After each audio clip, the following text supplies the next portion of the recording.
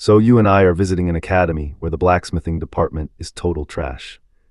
So when the big showcase for the top students kicks off, nobody expects anything from our blacksmith boy. First up in the arena is a massive combat department student facing off against a special rank C battle robot, and just as expected, he absolutely obliterates it in one hit, sending metal scraps flying across the arena. The entire crowd immediately goes wild. Next, a support student steps up with her pet crow. Her opponent is another rank C robot, but with extra heavy armor. But hey, that is absolutely zero problem for her bird. It flies high and strikes like lightning, leaving a giant hole right through that armored metal monster. Everyone starts cheering for her like she is some kind of legendary prodigy.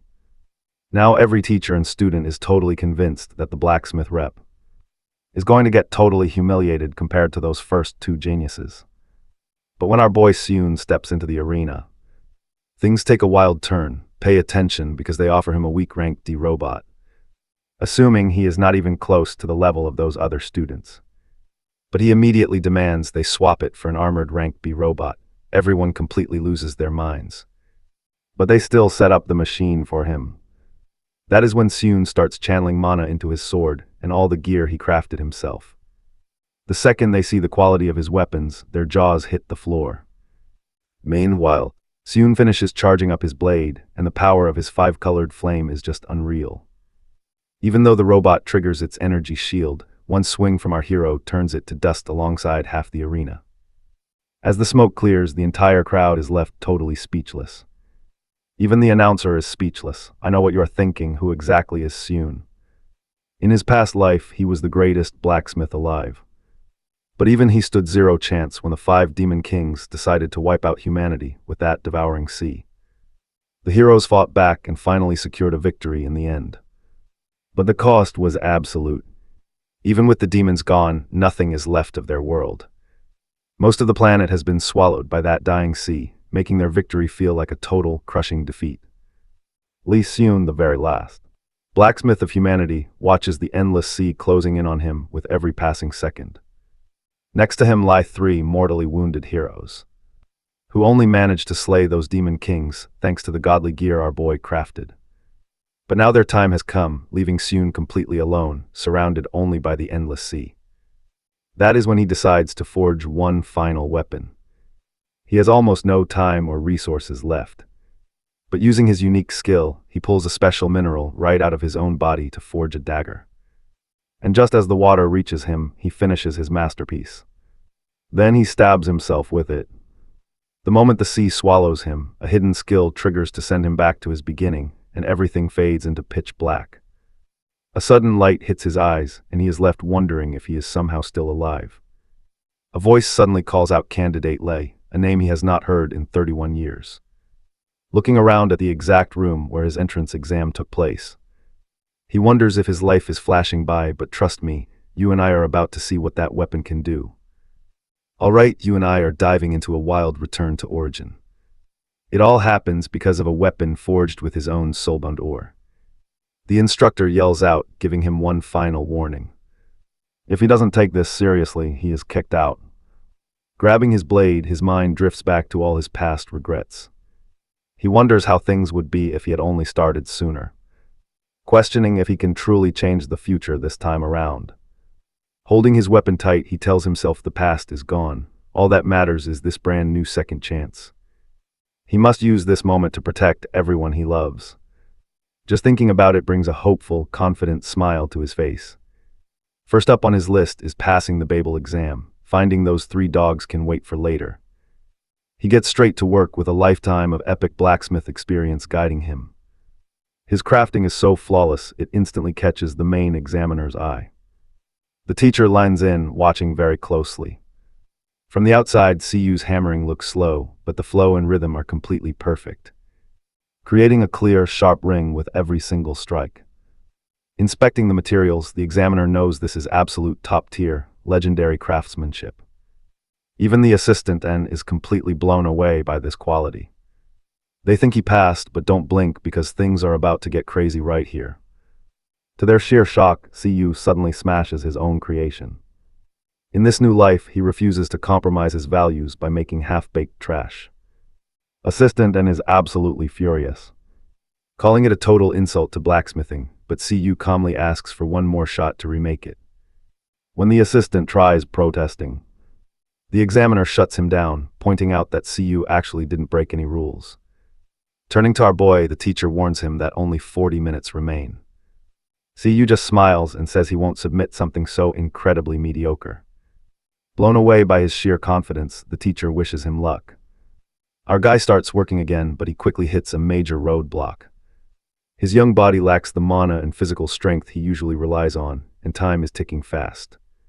You're going to want to see the crazy shortcut he discovers next.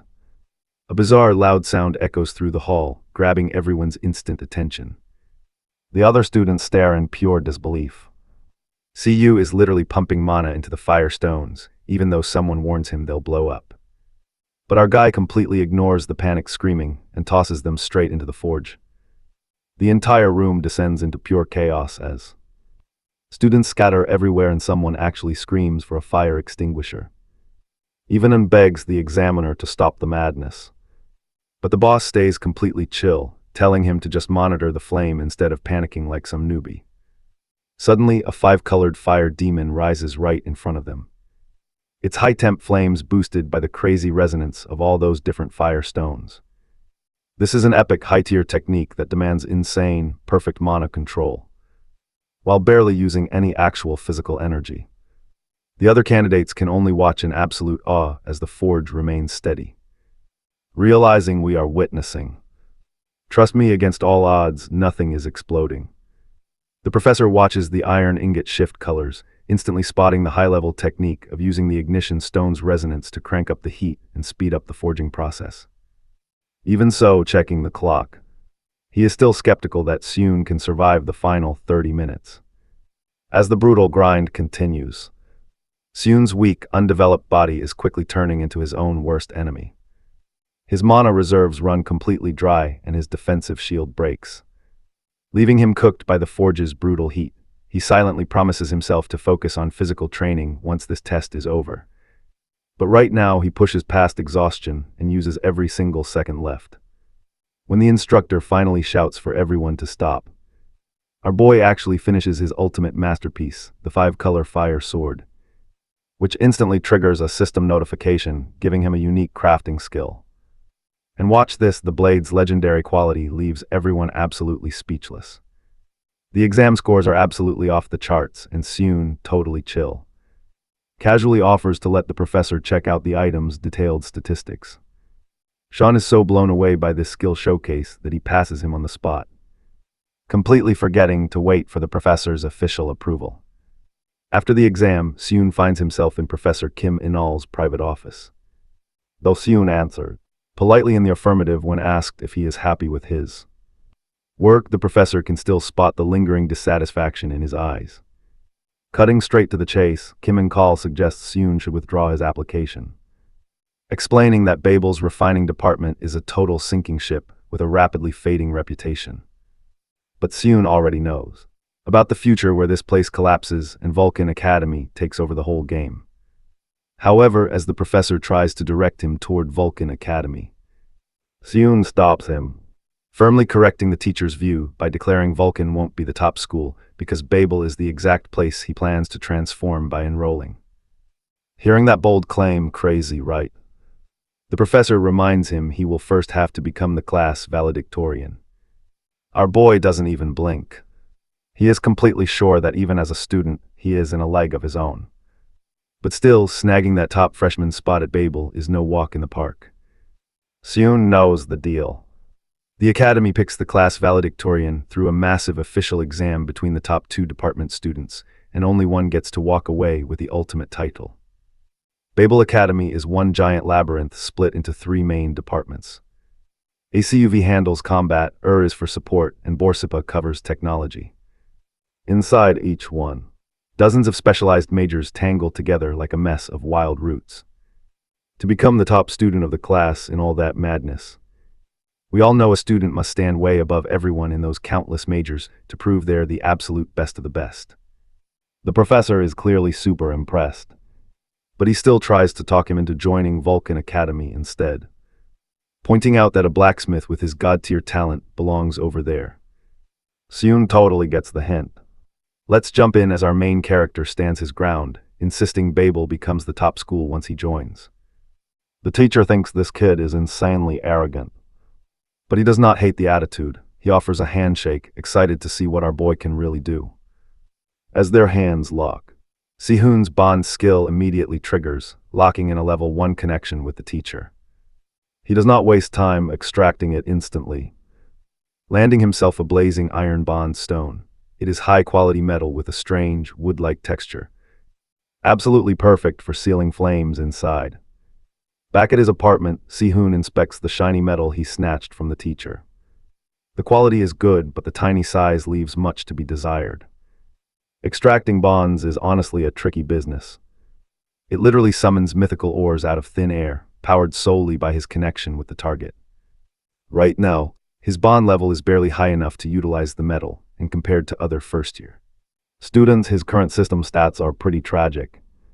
He sighs but honestly does not complain. But think about it, trash stats for time travel is a trade and I would take any day. He tells himself not to get greedy. He has plenty of time to stop the coming chaos. That evil organization did not just crush humanity. They were the masterminds who orchestrated summoning the 6 demon gods that annihilated everyone. If he wants to stop them, he cannot afford to be picky about his methods. He cannot risk misremembering future events either. So his top priority is scoring a weapon or skill linked to memory.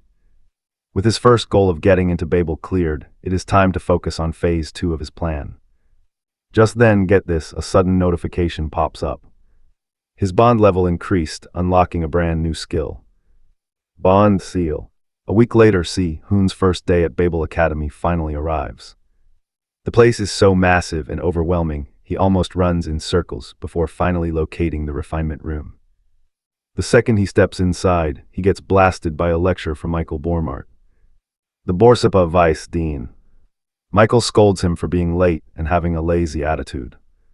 Professor Ken tries to step in and defend him, pointing out there are still 10 minutes before the makeup exam starts, but Mao totally disagrees. He keeps complaining about Sehun's lazy vibe. Watching this play out, Sehun realizes why Professor Chin warned him to stay far away from here. Not only is the department's reputation completely tanking, but they are also at major war with the academy higher-ups. Our boy tries to be friendly and greets another student standing nearby, but gets completely shut out. Talk about an incredibly awkward moment. Right then, a woman steps forward and asks if everyone is finally present. When the vice dean addresses her as dean, Sehun's eyes instantly go wide as he recognizes her right away. This is none other than the legendary dean of Babel's Borsapa department, Ryu Yuna. Sehun wonders why such a powerhouse is even here, and honestly, you and I are dying to find out. Stick with me here. This lady was a regular at his shop, a powerhouse S-rank warrior with a seriously terrifying, unique skill. She literally devours weapons to get stronger. He saw her final moments, where she admitted her biggest regret was eating his top-tier, high-quality gear. Professor Chin's booming voice snaps him right back to reality. It is time for the bonus exam. Rules are simple but brutal. They have 90 minutes to forge a weapon that perfectly matches the sword from the first test. The catch: they have to use an alchemy forge, plus they get a massive pile of random ores to choose from. With the dean and vice dean judging, the pressure is through the roof. The buzzer sounds and Sue ties on his apron. Pay attention as he locks onto the forge, knowing he must create a flawless resonance using pure mana so the elemental energy does not go wild. A mocking voice ruins his focus, asking if just staring at the metals will magically boost his mana. When Sue asks if that trash talk was meant for him, that cocky blonde kid Hans Barma just sneers, saying Sue is the only other loser standing there. Professor Kem steps in, telling Hans to shut his mouth and focus on his own work. But the damage is already done. Hans is the vice dean's son, and he clearly loves abusing that sweet family connection. He looks down on Sue's low-level mana, totally confident that his elite Barmud family training and his alchemy master reputation give him a massive cheat code. The guy already has the mana pool of an elite sophomore. He grabs some of the Urit and Jade denim, which are both high mana water-based elemental ores.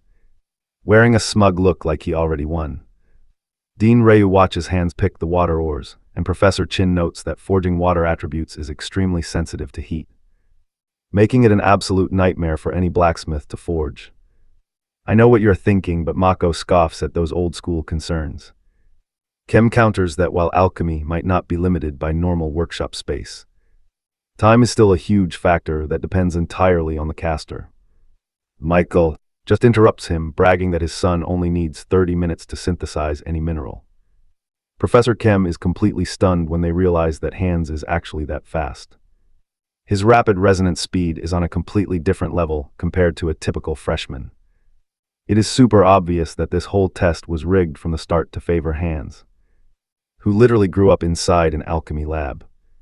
Professor Chin silently curses the vice dean for showing such shameless favoritism. Meanwhile, Dean Ryu's eyes widen in shock as he looks at Sue, who has not even touched the water minerals. Instead, he grabbed Hydrate and Crimson Fire stones, which is the exact opposite of what Hans picked. Seeing those stones, Mako just laughs, saying the kid clearly has way too much pride for his own good. Even Hans cannot help but stare, wondering if Sue picked those weird ores just to make a statement.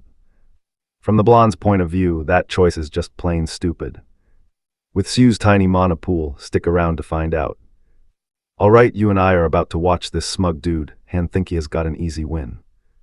But his inner monologue gets totally cut short when he spots something weird. Our boy Seun activates his brand new skill, Link Imprint. Using this broken ability, he equips the flame-bearing iron onto his right arm. Boom, instantly his arm is wrapped in a wild, roaring flame. Han just scoffs, calling it a cheap parlor trick. But our boy does not even look up, completely locked in already. The vice dean watches with a super smug smirk, realizing Seun is trying to spark resonance using the exact same attribute as those minerals. To him, this is total amateur hour.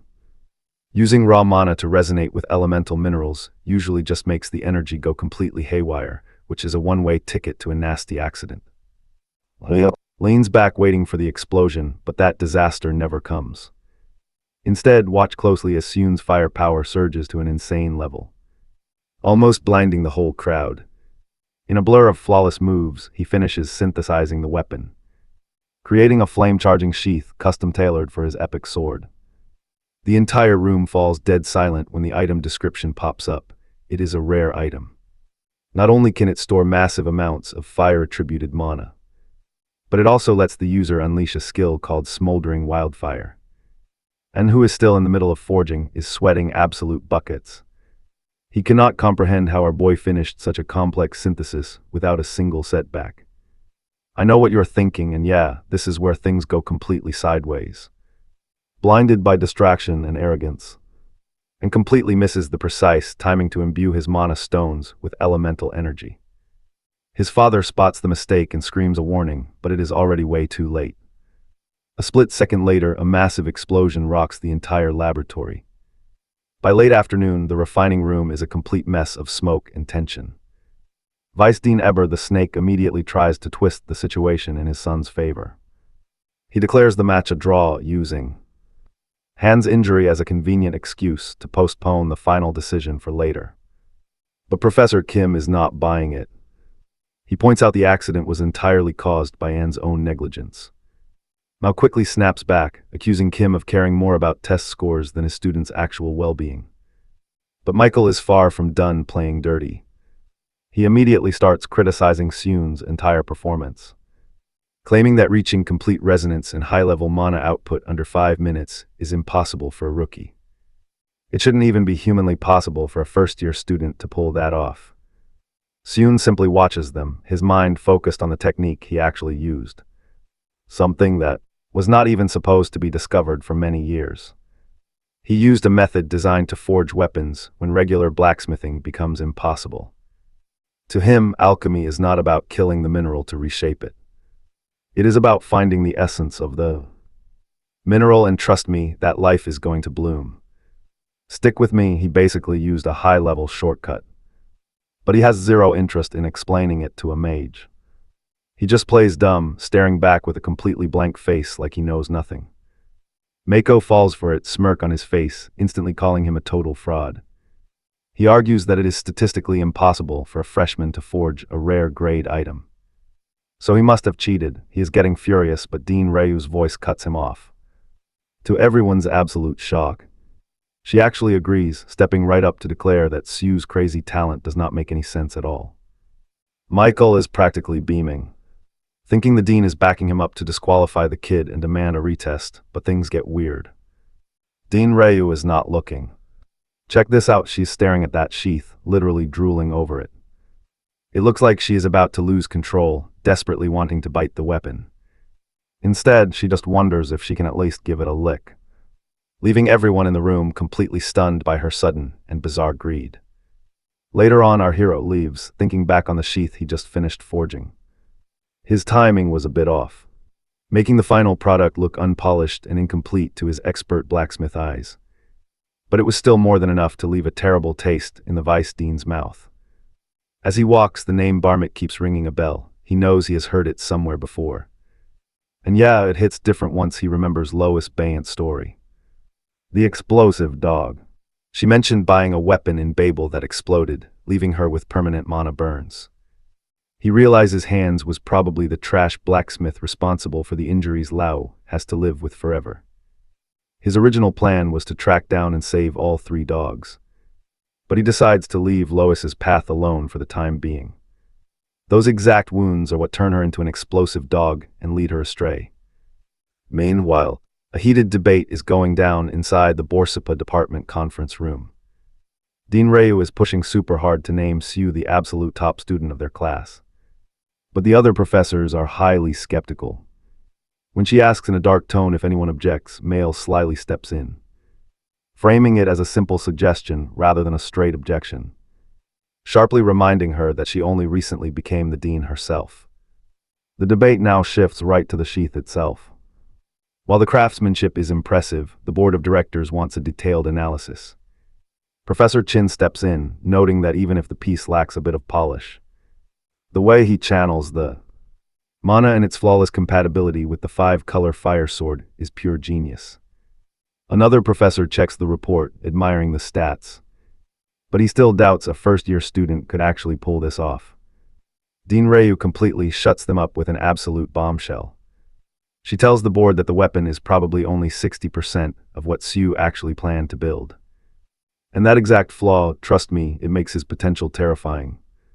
To settle the debate, all right, you and I are getting a front row seat to see the top student give his big farewell speech. She is so incredibly confident that she is risking her entire career. If they don't accept her decision after seeing him in action, she will resign right then and there. The very next day, at the grand opening ceremony, Emperor Ludwig Schubert kicks off the event with a super long, boring speech about the history of Babel. He talks about how 5 years ago, the heavens dropped the Tower of Heroes to spark human evolution. But the world below clapped back by unleashing a swamp of chaos to corrupt everything, while humanity gained crazy new powers.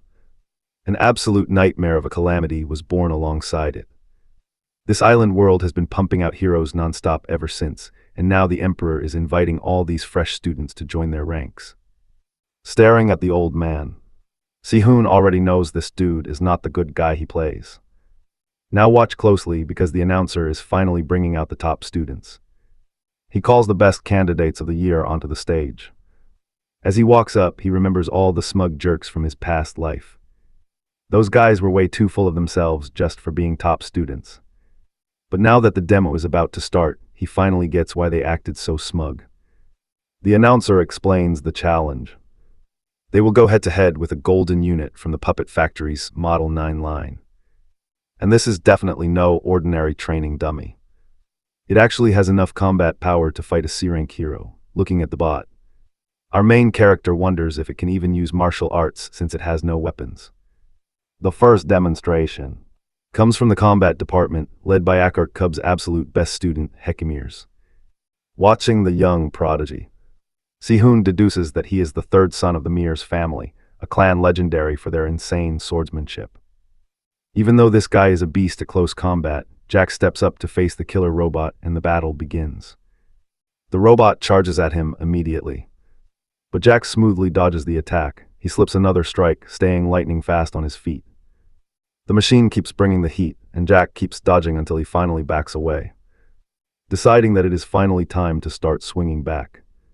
He lunges forward like a wild beast and lands a perfect punch right into the bot's metallic gut. The impact is so brutal it completely shatters the heavy metal plating. You feel that silence too, right? The entire crowd is left completely stunned. Si-hoon remembers that in his past life, this guy actually died young as an A-rank fighter in his mid-20s. Seeing him now, the guy is easily a once-in-a-decade prodigy, making our main character wonder how someone with this much raw talent could die so incredibly young. But Jack is definitely not satisfied with landing just one punch.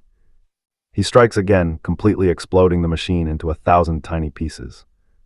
He lets out a satisfied sigh, joking that he finally got to stretch his legs. The announcer is totally stunned, but quickly recovers to start hyping him up. Taking down a robot with the power of a C-rank hero, using nothing but raw brute strength, is no easy task. And that's where we leave it. The pressure is real. Alright, let's jump back in with the support department star, Aranoj Erica. Watching her, our boy can tell she is not feeling any pressure. As the eldest daughter of the Inu family, one of Japan's big three, she is totally used to being the center of attention. In her previous life, she was an S-rank hero, wielding legendary mythical grade weapons. But she eventually fell to corruption, becoming an outcast shunned by her own family, so Seo decides to keep his distance. He really does not want to get mixed up with a future Majin. But right as he thinks this, she shoots him a cold look before stepping up. Erica is up against a heavily armored Model 9 robot, with a defense system that is about 1.5 times tougher than the previous model. She opens a small cage and lets out a bird. As one of her eyes starts to glow, she orders the bird to fly. It shoots off with a piercing shriek. Now watch this, because this specialized defense robot looks like a seriously tough nut to crack. Suddenly, Erica's little crow transforms right before our eyes into a massive mechanical beast, equipped with razor-sharp claws and heavy armor. It charges at lightning speed, blasting a massive hole through the robot and instantly putting it out of commission. The crow shifts back to normal and flies right back to its master. The announcer brags about the one-shot kill on a C-rank defense robot as the crowd goes absolutely wild. Now the pressure is real. I know what you are thinking. If Seo just shows off a weapon, they will boo him off stage. The announcer calls out his name and our boy steps right up. Meanwhile, Ludwig, who is acting as the event's supervisor, notes how insanely high the bar is set for the top freshman entering the support department. It has been forever since the refining department produced a top-tier student like him. So he figures the pressure on Seo must be totally off the charts. Ryu Yuna, the second supervisor, just watches with a knowing smirk. The crowd is already completely hyped up thanks to those amazing combat and support department showcases. As our guy steps up to the plate and draws his sword, whispers echo through the stadium. Everyone is shocked to see a brand new freshman holding such an exceptionally rare item. But they are doubtful that a blacksmith can keep up with the hype of those two previous geniuses. Hearing all the students whispering doubts, Michael smiles wickedly from his seat in the crowd. He wants that dean position, and if Seo fails now, it is his golden ticket to grab it. Up on stage, the announcer says they will face Model 10, which basically packs the raw combat power of a D-rank hero. Seo cuts in, demanding they bring out Model 8 instead, in full heavy armor, leaving the host totally frozen. Model 8 can take hits from B-rank heroes, and this crazy guy wants it armored up too. Let's see what happens next. Alright, you and I are starting with staff whining about short-notice target prep, secretly wondering if this kid is just trying to sabotage the showcase. But then, the professor suddenly shows up, wheeling out the exact heavily armored dummy our boy requested. Left with no choice, the announcer officially signals the start of the match. Professor Ken tells him to let his imagination run wild, and our boy fully plans to deliver big. He draws his sword and 5 colorful flames burst right out of the blade. Jack watches with pure excitement while a super jealous Hans sneers at him, totally convinced that Sue is just showing off. In Hans's mind, there is absolutely no way Sue has enough mana to control that blade. But watch closely, Hans actually has a point about the difficulty. The raging flames inside that 5-color fire sword naturally clash with force. And without insane mana control, they will blow up and take the user's arm right with them. But our boy isn't using simple, raw mana for this. He is utilizing his special fire accumulator sheath to store the blazing flames internally, using his flame artisan skill to inject crimson fire into the mix. With the storage now complete, he gets ready to unleash wildfire, detonating all that compressed mana. He forces all 5 colorful demons to explode simultaneously upon hitting the robot. The explosion is absolutely massive, engulfing the entire arena in a thick screen of smoke. As the smoke clears, Sue dramatically wonders if he went too far. A colossal crater of pure destruction from his strike stretches across the entire floor of the stadium. The announcer, shaking off the shock, immediately calls the repair crew to rush to the main arena. After that wildly explosive finish, now let's see how they grade his crazy demo. Post-demo, our boy is called straight to the dean's office, where Ryu Yuna walks in shortly after, apologizing for being late because she was busy helping clean up the massive arena mess he made. So, nervously offers his own apologies, admitting that he probably should have controlled his insane power better. He is sitting there expecting a harsh scolding or a lecture. But she quickly explains that is definitely not why she called him in. But before she can make her main point, her stomach lets out a loud, awkward growl, leaving her totally embarrassed. Still, the fiery redhead does not beat around the bush. Staring straight into his eyes, she offers to buy his sword and sheath for 10 times the market price. Sue is way too stunned to process the offer, but right then, a system notification pops up. He has officially formed a bond with her. Our boy is seriously shocked to see this bond form so incredibly fast. In his past life, he had to constantly feed her weapons just to build a simple connection. On the outside, he thanks her. But on the inside, he's already planning to exploit this sweet setup. He immediately uses bond extraction on her and successfully pulls out some iron of gluttony. It is a top-tier metal that heats up by consuming iron and can even produce mineral blood if fed enough. And trust me, we're definitely watching this pay off next. Alright, let's see if she can finally convince him to sell his gear. He flat out rejects her.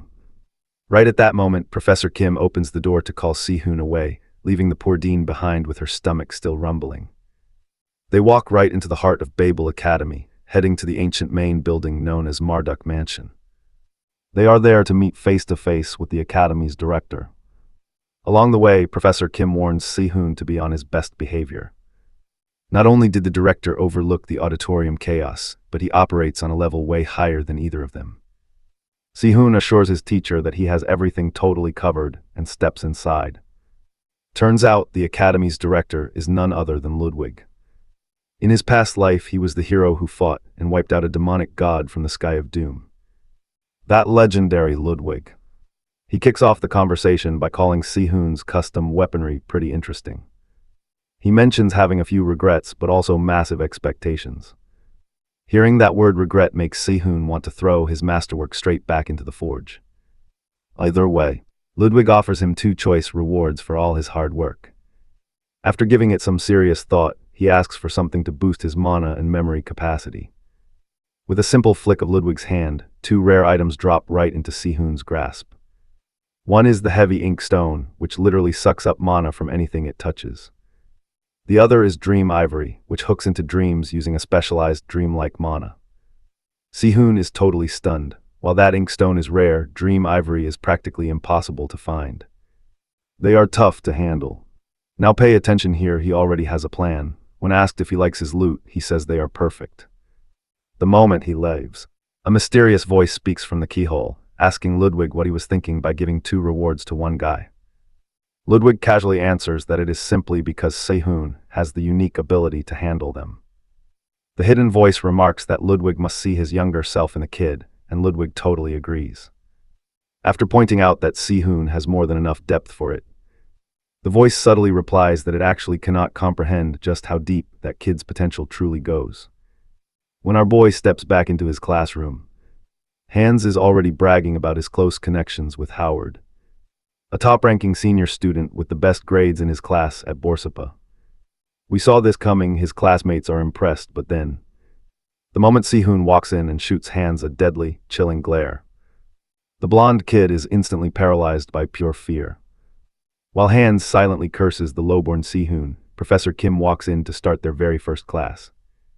He introduces a batch of metal ingots known as projection alloy, a material dozens of times more sensitive to mana than common minerals.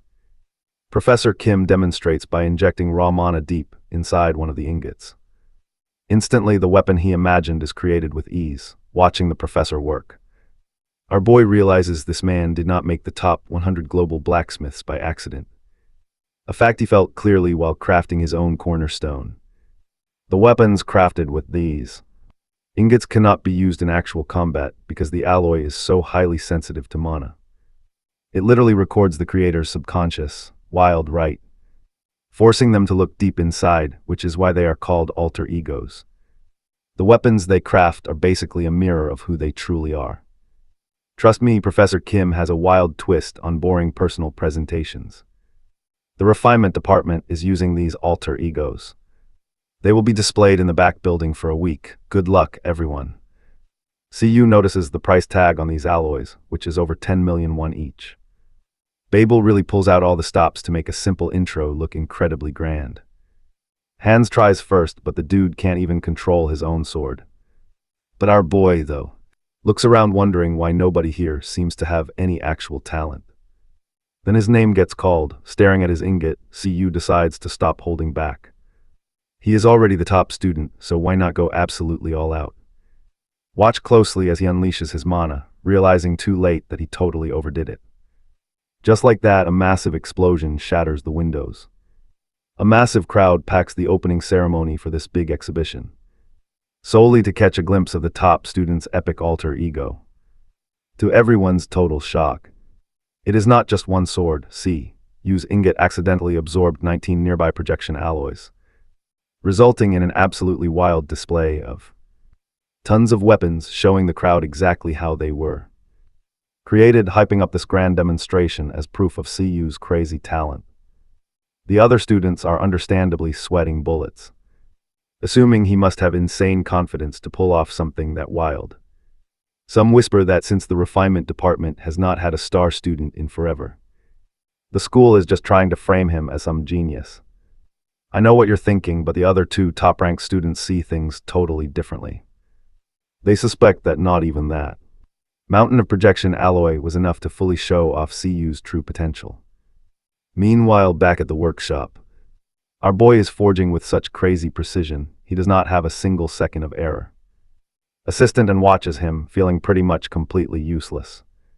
Like what is left to teach a monster like him? Giving up on tutoring and heads off to find students who actually need a demo.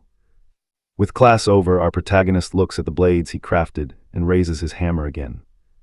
Anne's voice cuts in, asking if he is seriously about to smash them. He says to keep them, since they need to submit finished work after this week's smithing class so cadets can secure their budgets. The support system for Sable basically runs on how well their weapons sell in overseas markets, and asks why CU looks so disappointed, wondering if it is because of his mana. He admits the real problem is actually his body. He needs to start training with the heavy ink rock, but his physical endurance is just not there yet. But right then, and offers a slick solution. Why not use power-up potions instead of relying only on hard physical workouts? CU realizes he never used shortcuts in his past life, but let's see what he does next. Alright, you and I are diving right into his only shot at forging this massive ink rock, since his own body still lacks the raw muscle to get it done alone. Our boy Sue goes ahead and thanks Han. While Han tries to brush off the gratitude, Sue returns the favor with some solid advice. And get this, he only used 70% of his mana. He points out Han burns through his reserves while forging and suggests focusing on a single point instead. As Sue walks away, he leaves Han completely dumbfounded, wondering how on earth a freshman just gave him a masterclass on managing his mana. Babel is a unique academy that is all about independent learning. Students are totally free to take classes from any department or stack dozens of courses in one single semester, as long as they finish their major requirements. But here is the catch. Mess up your grades 3 times and you are expelled. High stakes, right? Taking advantage of this. Sue hops on the train heading to Station, bound straight for the sorcery department. Right after stepping off the train, he runs straight into Erica and her bodyguards. One annoyed guard snaps at him to move because he is blocking the way. Sue does not even flinch, coldly telling the guy that he is the one who needs to move. When Erica asks him where he is heading, he mentions he is visiting the sorcery department to see if he can track down a minor. Much to her bodyguard's absolute annoyance, Erica offers to walk him there herself, even though she has a meeting to attend. Ignoring her staff's protests, she walks along with our hero, asking why he is so interested in a minor. He explains he wants to learn body strengthening techniques to boost his stats without messing with his blacksmithing work. She suggests using barrier techniques, but Sue points out those are usually for defense. Erica explains that applications completely vary by user. To prove it, she shields an envelope. You and I know he has got to rip it. Sue tries to tear the paper apart but fails. At first, he wonders if she just increased the durability of the paper. But he quickly realizes that is not the case at all. He notices that while the material stays normal, it only hardens when hit with intense force. He notes this technique is a perfect match for blacksmithing, which requires incredibly precise control. Erica suggests finding a professor to help with such a complex formula. But as he keeps examining the envelope, the magic formula looks weirdly familiar to him. Erica starts offering to introduce him to the Martial Arts Academy's composition professor. But her words instantly get cut off. She watches in complete, stunned silence as he effortlessly tears the enveloped paper right down the middle. He did not just understand her family's secret barrier formula, he dismantled it on the spot. He calmly thanks her for the help and casually suggests they grab a bite to eat sometime, even inviting her lackeys who are still lagging behind. Her bodyguards start stepping up to confront him, but Erica just stares as Sue walks away. You can tell she is totally hooked. He leaves her with a smirk, calling it a real invitation, leaving him stunned, walking away. So let's jump to when Erica takes him to the magic department, where crazy rumors are already spreading like wildfire. Some students are totally convinced there is romantic chemistry between them, while others claim they were spotted together at late-night exhibitions. But Erica is sure she feels absolutely nothing for him otherwise. Their bond would have activated by now. He's actually just there for a placement test before signing up for classes. Erica shows him the spot where they run the barrier composition exams. But the place looks like a total ruin. He wonders if they are treasure hunting or if something is hidden behind a barrier. But he accidentally slips past security and passes the entry exam without even trying. He is totally clueless when the instructor bluntly says he already cleared the first phase. Recently, Professor Robert Perry, the barrier composition teacher, heard juicy rumors that Erica was interested in CO. Look at this, his lackeys even showed him a photo as proof. Reviewing the data, the professor realizes why she suddenly showed up. The beginner classes, a move that tripled the number of applicants. To make things even more complicated, Erica's brother, from the prestigious Inui family, has also applied for the basic master class right now. Meanwhile, Professor Carey is especially interested in how CO bypassed that confusing soul labyrinth. It is a nasty barrier that messes with your senses and gets people lost. Pretty basic stuff, but some clueless student shouldn't be able to detect or even understand it. The professor then announces the second exam is starting. Students must break a barrier to extract pure mana, and they are graded on speed. Watch this simp desperately try to impress Erica. The barrier is shaped like a spider web, with a spider in the center that senses mana traveling through the threads. As long as that spider lives, the web regenerates forever. The guy struggles trying to envelop the entire formula with his mana, but his energy reserves are way too low to manage. He finally clears it in 2 minutes 23 seconds, earning a pretty lukewarm review from the teacher regarding his slow speed. After a few others fail, it is finally Erica's turn to shine. She dismantles the barrier in mere seconds, leaving everyone completely speechless. She is the top student here for a reason. Professor Carey notes the standard method could technically be 2 seconds faster, which she promises to keep in mind. Finally, it is CO's turn. At first glance, the teacher thinks he looks totally average. Instead of rushing to dismantle the barrier, Seo just stands there, staring intently. Other students start whispering, instantly questioning his slow approach. But our boy is not just staring at magic. He is actually realizing that the structure of this barrier is identical to that of the heavy ink rock. The magic barrier repairs and regenerates itself just like that raw ore does. He realizes that to mold it, he needs to inject all stimuli simultaneously, perfectly matching up the proportions. He takes so long that the professor actually begins to lose his patience. But Erica steps in. Trust me, you'll want to see what happens. Let's see what Seon is plotting. If he can lock down all that wild energy inside this heavy ink rock, he will totally master it. Then out of nowhere, he tears down the barrier in a literal blink of an eye.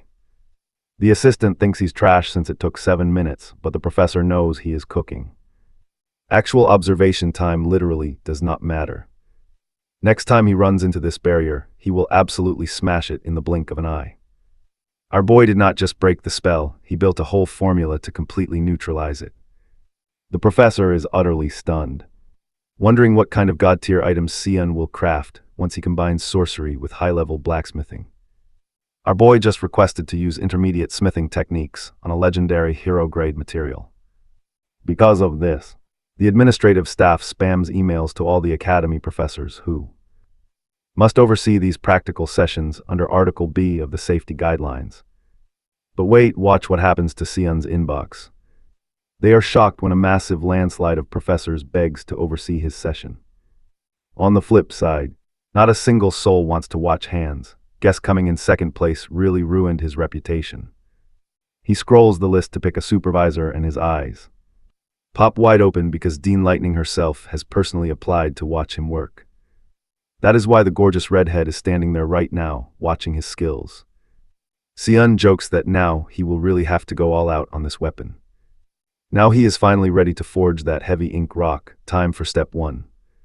While there are tons of ways to shape this stuff, he chooses the absolute hardest method, the dark curtain process. He drops the rock in pitch blackness to purge the impurities that bleed out like water when hit by mana.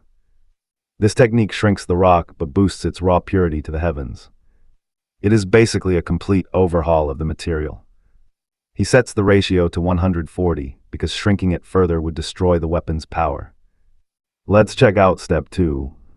He channels his mana through a crimson flame to filter out only the ultra-pure heat called Valyrian fire. This specific flame has a wild cheat code, keeping its exact temperature from the moment it is born. With that prep work done, he finally jumps into the actual smithing.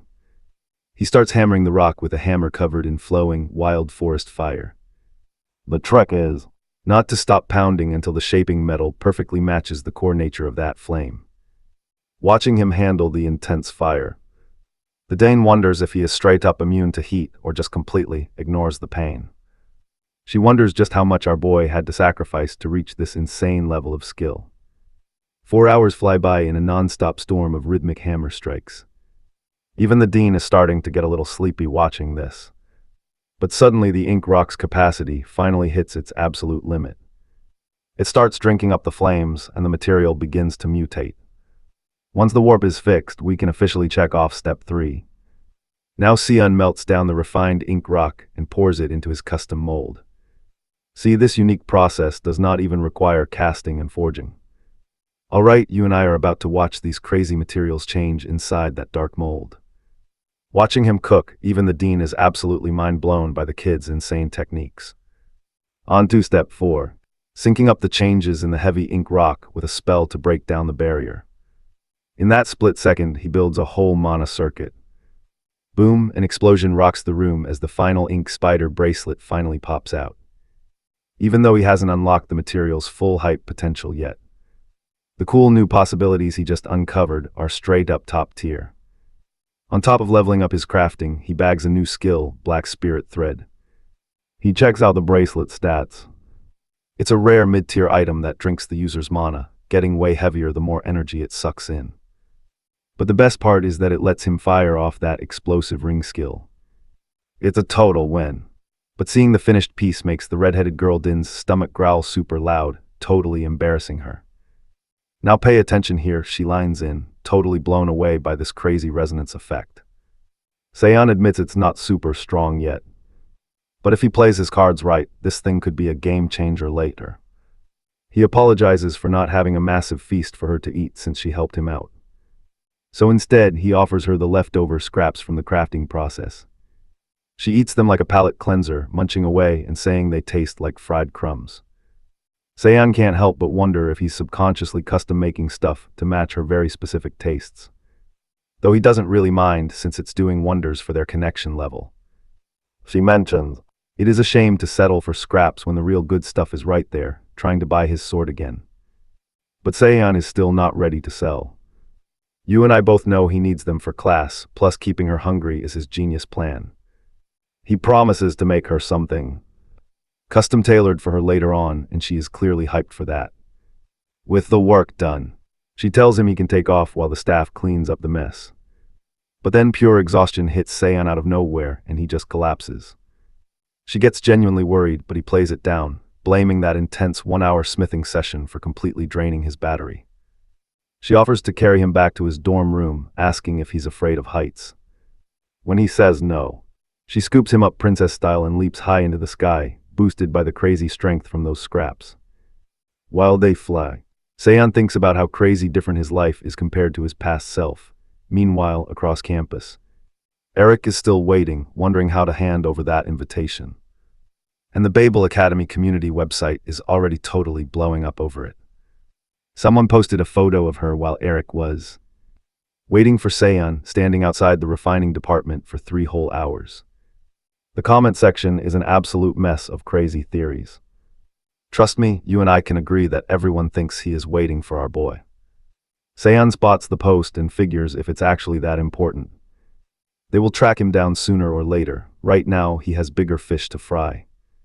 Let's jump in with Professor Miles, who heads the tool course, dropping a massive bomb on day 1 by telling his students to sprint immediately to the training ground, adding that the absolute last person to get there is running 20 brutal laps. The entire class bolts instantly toward the training grounds, leaving our poor boy totally confused since this was supposed to be a theory class. Sadly, with his trash stats, Seon finishes dead last and gets slapped with that 20-lap penalty. As he runs, the professor watches, completely confused how someone with such trash stamina ever pulled off intermediate blacksmithing work. Once the class finally settles down. But pay attention here, because the teacher confirms this was actually supposed to be a boring lecture. But get this, they changed the curriculum because of some sketchy hunters running around with fire swords. These rogue hunters are hunting down blacksmiths who can forge hero-grade fire swords or higher. Meaning, staying physically fit is a literal matter of survival for these students. Even back in his past life, that crazy case remained a totally cold, unsolved mystery. The instructor keeps explaining, saying they are shifting to intense physical training so students can prepare their bodies for self-defense. The plan: learn how these tools work while simultaneously training to survive a sudden, deadly ambush. Seon realizes he has to play it safe, deciding his very first step is boosting his trash physical stamina. To do that, he uses his new bracelet to store mana, a trick that easily boosts his average stats by 5 full points. He hopes this grind will finally get his body ready for battle by the end of year 1. Finally, the teacher calls him over, mercifully ending his punishment. Our boy gets handed a sword so the instructor can finally test his swordsmanship skills with a couple of basic swings.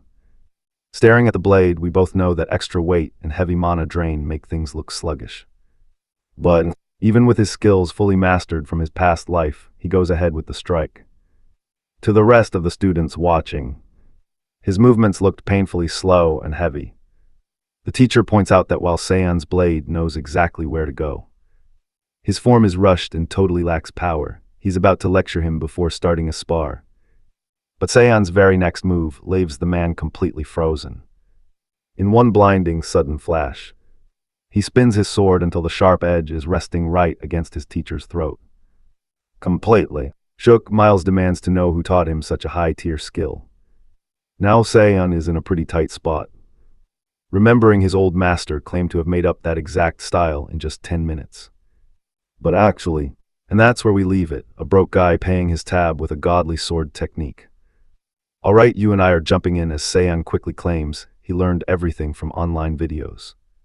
Miles is totally blown away by the kid's raw talent and asks if he actually wants to learn the craft the right way. He even offers to write him a personal recommendation letter for this prestigious body control lecture happening over at a car dealership. And that is exactly how Seon ends up at a car dealership that afternoon. He immediately spots someone from his past life, a guy currently trying to shake off an annoying student who keeps begging to be trained.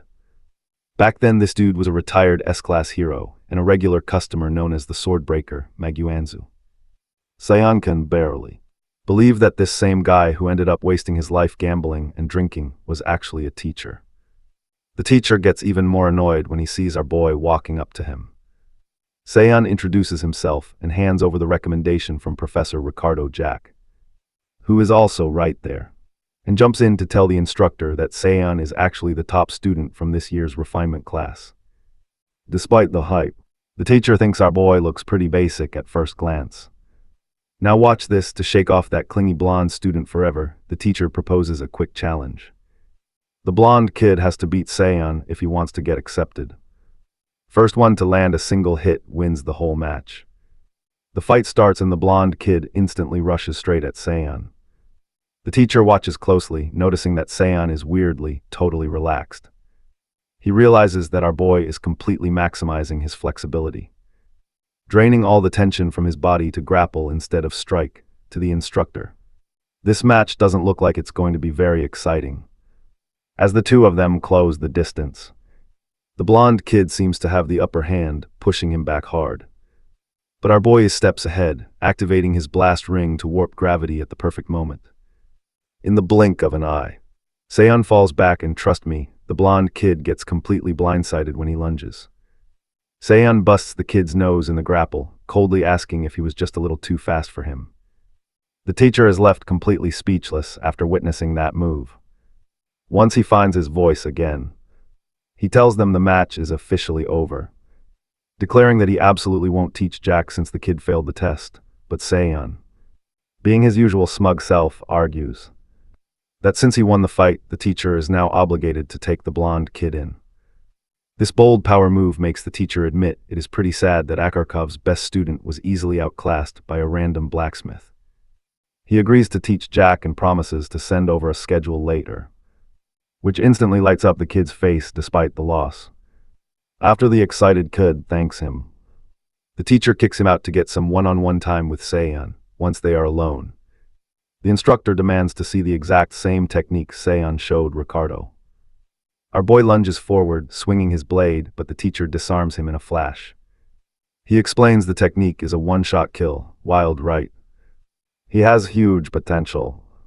But let's dive in. Seon's execution is so sloppy it's useless against a real swordsman. He even claims he'd break the bones of whoever invented this skill, completely clueless that technically, the teacher is the one who will invent it in the future. Either way, he offers to help Seon build the proper physical foundation to develop this crazy skill. Our boy is officially enrolled in his class now and is free to go. As he leaves, the teacher can't help but think the kid has way too high of an opinion of himself. Outside, Jack catches up and hands him an invitation, the exact same one Edic wanted to give him. It is an invitation to Noblesse, a super exclusive gathering for cadets from elite families. Seon hesitates, but Jack insists it's just a thank you for helping him get accepted by the teacher. On his way back to his apartment, Seon figures out his schedule. With minors already in barrier creation and body control, he decides he needs one more subspecialty from his own department. He weighs his options between alchemy and enchanting. Now watch this, a wild new character suddenly appears. A bright-eyed girl who is totally obsessed with his bracelet. She excitedly asks if he made it, and when he says yes, she begs to add an enchantment. Just like that, he makes a connection with this girl, Lei Clodel.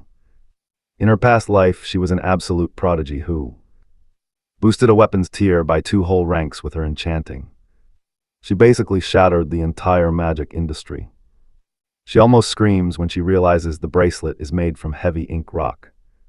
They sit down so she can inspect it, and she starts rambling about what magic formulas to use. The catch, she wants to add way too many. The material's compatibility is just too damn good to pass up. And honestly, hearing her hype, Seon just lets her keep it since he has a spare. She's blown away by his confidence, and they introduce themselves. Turns out she's a third year in the enchanting department. Their chat gets cut short when one of Erica's lackeys rolls up, demanding to speak with our boy. Lee tries to protest the interruption, but Seon stops her, telling the dude to spill it right here while he finishes his coffee. The guy demands an apology for the disrespect of ripping up Erica's invitation. Seon reminds him that Erica herself was the one who told him to rip it. The lackey admits that is true, but argues our boy should not have accepted Jack's new invite. Annoyed, Seon asks if Erica actually sent him, but it's obvious this guy is just going rogue. Lee steps in to shut him down, calling him out for just being a servant to the young master of the Inobe family. Furious, the man activates an illusion spell, bending reality while growling that plenty of people in Babel are way above them both. Seon points out the guy must be talking about himself, which only triggers the lackey even more. As payback, the man sends a swarm of illusion beasts charging straight at them. Instead of flinching, Seon stands tall, realizing these beasts aren't pure mana. You and I need to see this. Let's see how our guy exposes this dude using a feather to boost his illusion. Terrified that his little secret has been exposed, the guy watches him easily snatch away his precious dagger using the epic imprint of the gluttony iron bond. Seon makes the metal completely consume the dagger. The lackey screams in horror as his number 1,000,000 and one weapon vanishes into thin air. Seon doesn't stop there, activating his explosive ring, rushing the guy at top speed and landing a massive punch to end the fight. With that mess sorted out, he turns to Lee and asks which enchantment class she would actually recommend.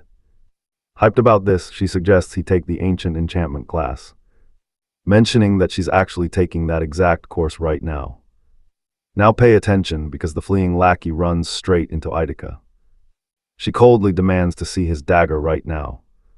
Grabbing the weapon, she strictly orders him not to tell her brother about this, saying she'll handle the family head herself. As she checks out the blade, she spots the anti-theft enchantment and wonders if Seon made a skill to counter it using the barrier magic she and the professor always run.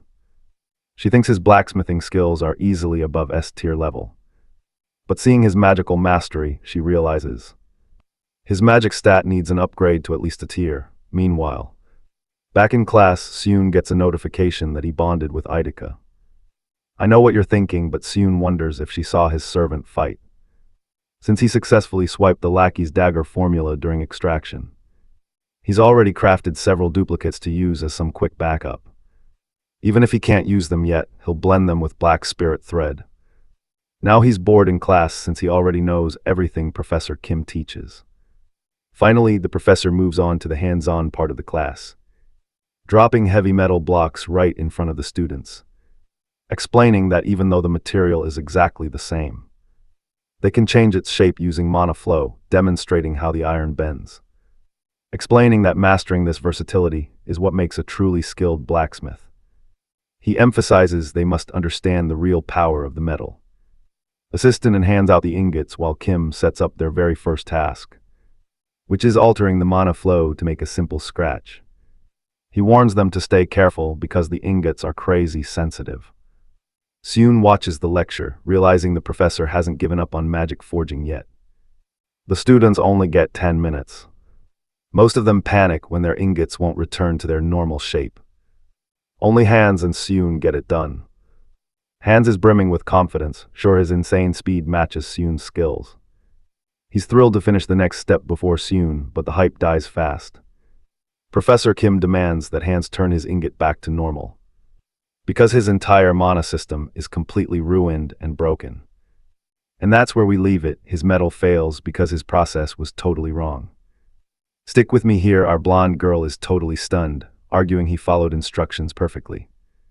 Kim reminds her she completely failed to understand the metal's true potential. If she can't reset the settings, the gear is just breaking down, not warping. While Han is forced to restart, he notices Sue is distracted and assumes his rival messed up, But right at that moment, his rival wraps up his own preparations. Professor Kim is so incredibly shocked that he asks him to show the warping again. Sue just replies pretty smugly, saying that it only worked because these ingots are custom made for cadets. He couldn't do this with normal iron.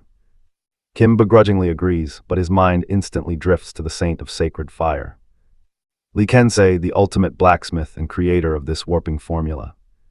He wonders if Sue actually found a totally different way to get those same results. After class wraps up, watch closely here. Chin stops him, handing over a Crimson Fire Jade admission gift. He explains that absorbing its essence will permanently power up Sue's Crimson Flame. Sue says thanks, and the professor suggests he sign up for a specific class, Weapon Fundamentals. He teaches this class himself, and it has the biggest budget in all of Babel. As Sue reflects on his past life, he realizes that he hadn't even heard of Professor Kim back in the day. He wonders if the man met a tragic end in his original timeline. But in this life, things are definitely blowing up and getting way more attention. So he decides to join. The professor reminds him he already has a bunch of mining subjects, but finally agrees, noting this brings his total up to 4, shaking hands on it. Sue immediately takes advantage of the physical contact, using link extraction to pull glowing hot iron straight out of the teacher.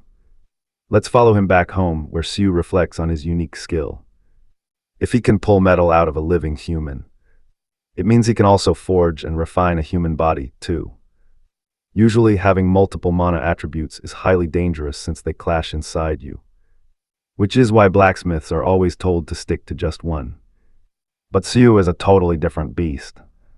By letting his internal mana, the kind normally used to block out intense heat, run dry, his body naturally starts absorbing the powerful essence of the Crimson Flame.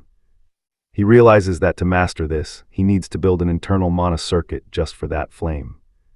He begins the grueling process of forging his own inner energy. As he finally succeeds, his attribute mana strengthens and his Crimson Flame jumps right past FL+ rank.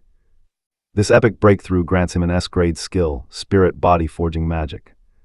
His physical limits skyrocket, giving his strength and overall stats a massive upgrade. But wait, this massive flood of power is totally overwhelming. Just as he is about to collapse and give up, he hears Li's voice. She scolds him, and trust me, you and I know quitting now is just plain stupid. Alright, let's jump in. She asks him if he is really taking this loss, and his eyes snap open with new fire. He is down to use every single tool and cheat code at his disposal. Sitting alone in his room, he locks onto the one goal driving him forward. No regrets in this life, friend or foe alike. By the next day, the entire workshop is absolutely buzzing with crazy energy. The students are wrapping up the projects they have been grinding on all semester long, because they must hand over their finished gear to the academy and outside buyers. Assistant On is hyping everyone up to do their best, reminding them their budget depends on this final score. Everyone is grinding, but Sue is far from happy. His body still is not in top shape, causing a slight warp in his latest piece. Refusing to take the easy way out, he restarts the whole forging process from scratch. Sure, he knows that a basic average sword is enough to secure his budget, but he wants to craft at least one truly masterpiece level weapon. As he works, now watch closely here. The rhythmic clanging of his hammer begins to sync up until he hears the sound of a dying sea. When he finishes, this blade does not just have a temporary edge. A permanent sharpness is literally engraved into the very soul of the metal. He actually crafted the White Light longsword, unlocking the category C White Light style skill, even though he used basic iron. His pre-regression cheat skills are starting to show through big time. While he admires his work, most of his classmates are struggling to make anything that does not look like trash. On Saturday morning, Sue finally meets up with Nia. He is super curious to see her basic charm skills in action, so she drags him to a shady, hidden workshop in the Akarkud district. They finally end up at a hardware store owned by a grandma named Alina. As they walk in, Alina screams at Leia, asking straight up if she brought her boyfriend along. When Leia introduces him as the top student in the refinement department, Granny scoffs, saying the academy must have lowered their standards to let in such a weak-looking dude. The old lady immediately shifts her anger right back to Leia. pointing at the absolutely massive pile of chores backing up. Trust me, while looking around, Sue immediately respects Alina's crazy hidden skills, but wonders why a master of her level is running a basic hardware shop in a place like this. Leia admits the workload is brutal, and shows Sue her enchantment palette and the special powders she grinds from magic stones. He watches her handle more than the 8 basic colors with insane precision. And when he asks if she can restore broken enchantment formulas with just her palette, she totally confirms it. She explains that is how she makes bank, reviving old enchantments, without ever worrying about super high material costs. Watching her work, Sue realizes this nerd did not lose her top student spot because she lacked talent. She is just so lost in the joy of crafting that she does not care about fancy titles or rankings. Watch what happens next. Alright, you and I are jumping in as Sue's eyes lock onto a special whetstone buzzing with raw magic.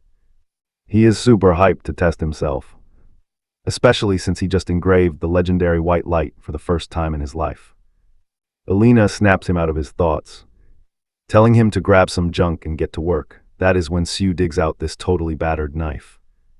The blade is completely dull, but he notices the core alignment is not even bent a bit, showing him that this blade once belonged to someone who actually knew how to wield a sword. He decides to use the premium whetstone to sharpen it to its absolute limits. As he starts the delicate work, his flawless, precise moves make Alina freeze, wondering if this kid is seriously just a first-year rookie. Watch closely as morning flies by. Leia finishes up her assignment and suddenly notices that Alina is totally hypnotized by Sue's work. She teases the old lady, claiming she was just waiting to roast his mistakes. But in the end, Granny was the one getting totally schooled. That sassy remark instantly earns her a quick, playful slap from the old lady. Sue finally wraps up and hands over the blade, promising he will do even better next time.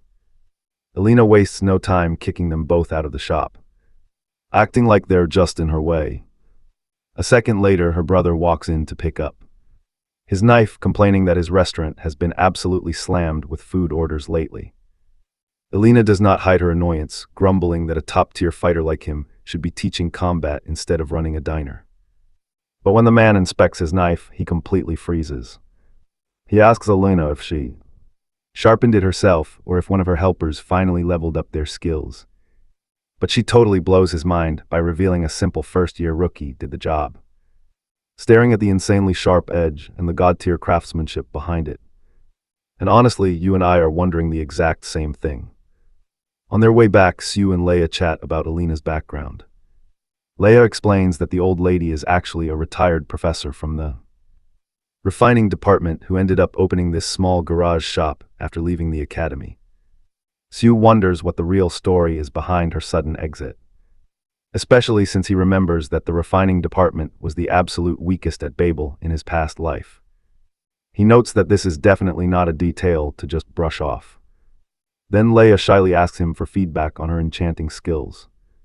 He praises her basics as totally flawless, but right as she begins to brag, he shuts her down, calling her completely narrow-minded, pointing out that despite knowing a ton of different methods, she never actually puts them into practice.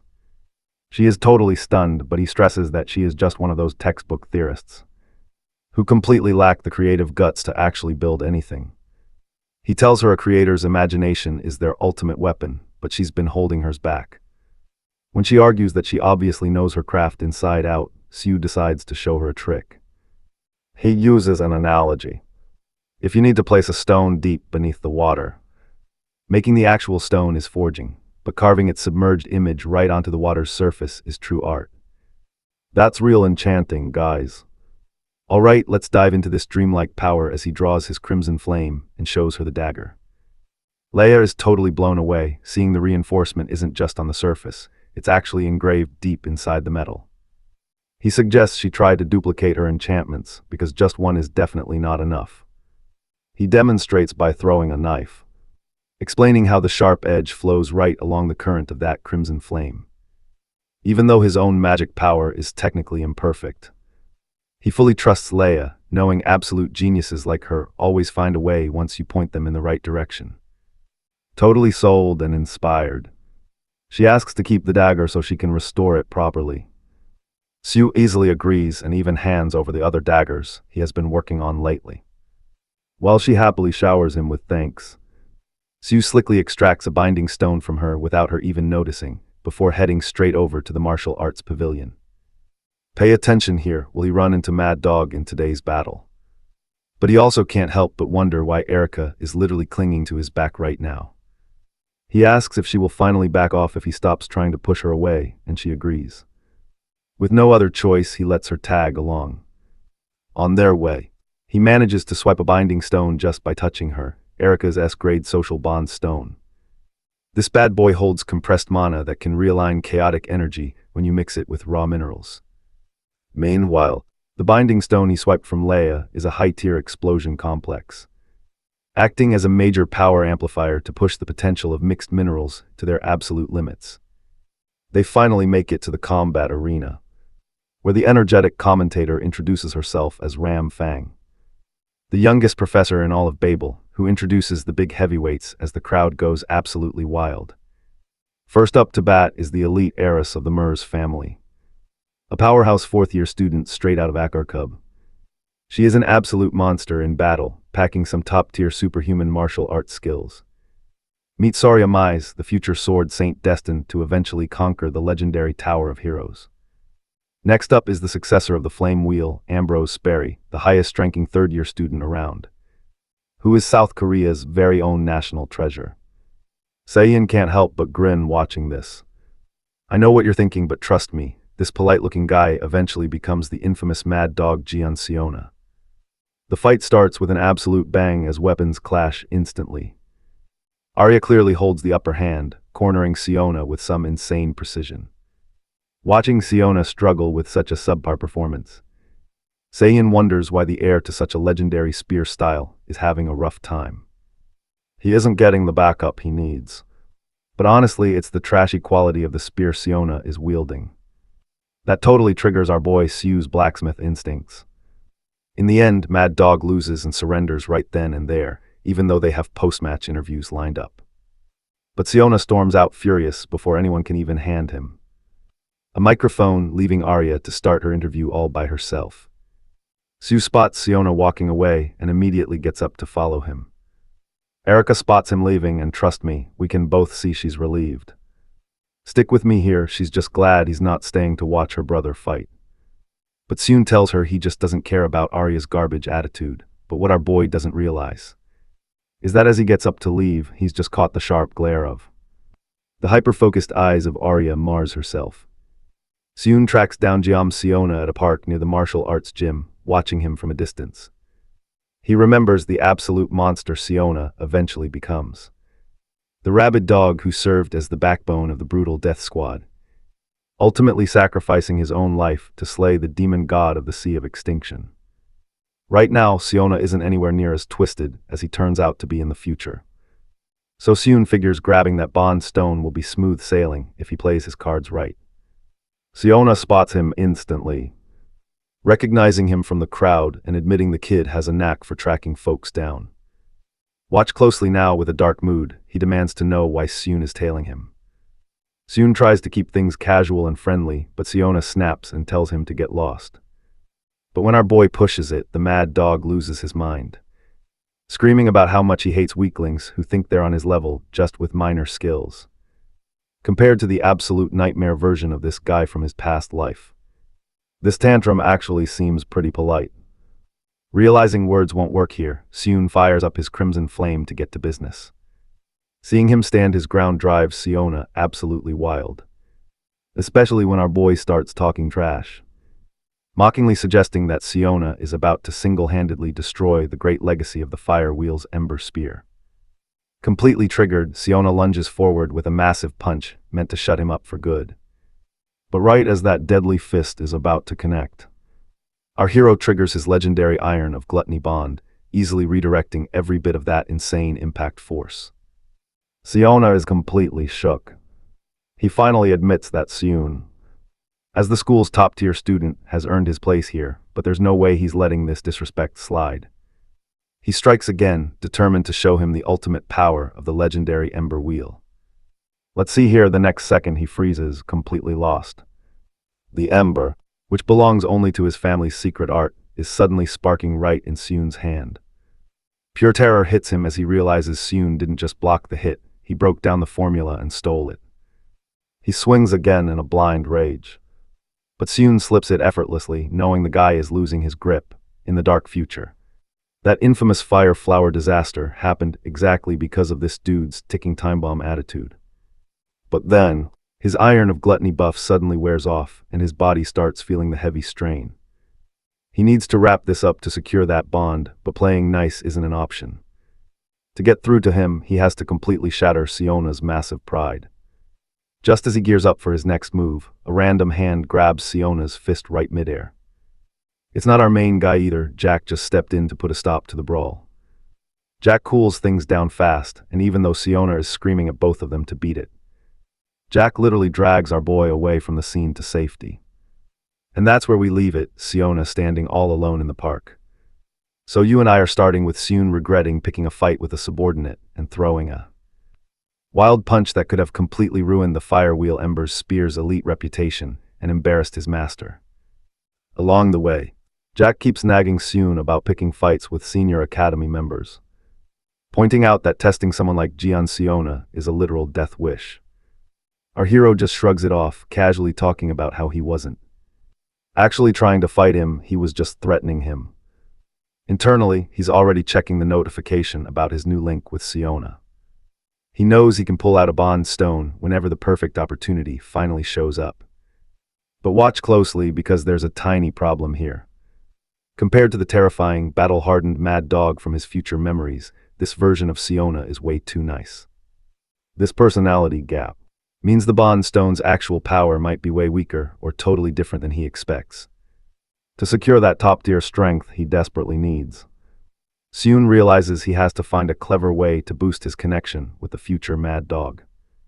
Trying to pivot, Seun turns to his blonde buddy from last year, asking how his hand feels after blocking the mad dog's punch, and he just beams, happily bragging that his hand is as solid as real iron. But Jack doesn't get distracted easily. He's still super worried about what Seun said earlier about his sister. Knowing Arya is Jack's sister, Seun doesn't pull any punches at all. He straight up tells Jack that she's incredibly stuck up. This look of pure horror washes over Jack as he realizes exactly how deep of a hole Seun has dug for himself, especially since Arya is already hunting for info on him. And get ready for this final bombshell. He tells Seun that his sister is officially taking an interest in him. Jack looks ready to pass out, knowing that when Arya mere targets someone, things never end quietly. The first thing our guy points out is that Arya must have insane hearing to catch their talk in that loud crowd. He adds that he'll gladly accept her interest as long as it stays just interest.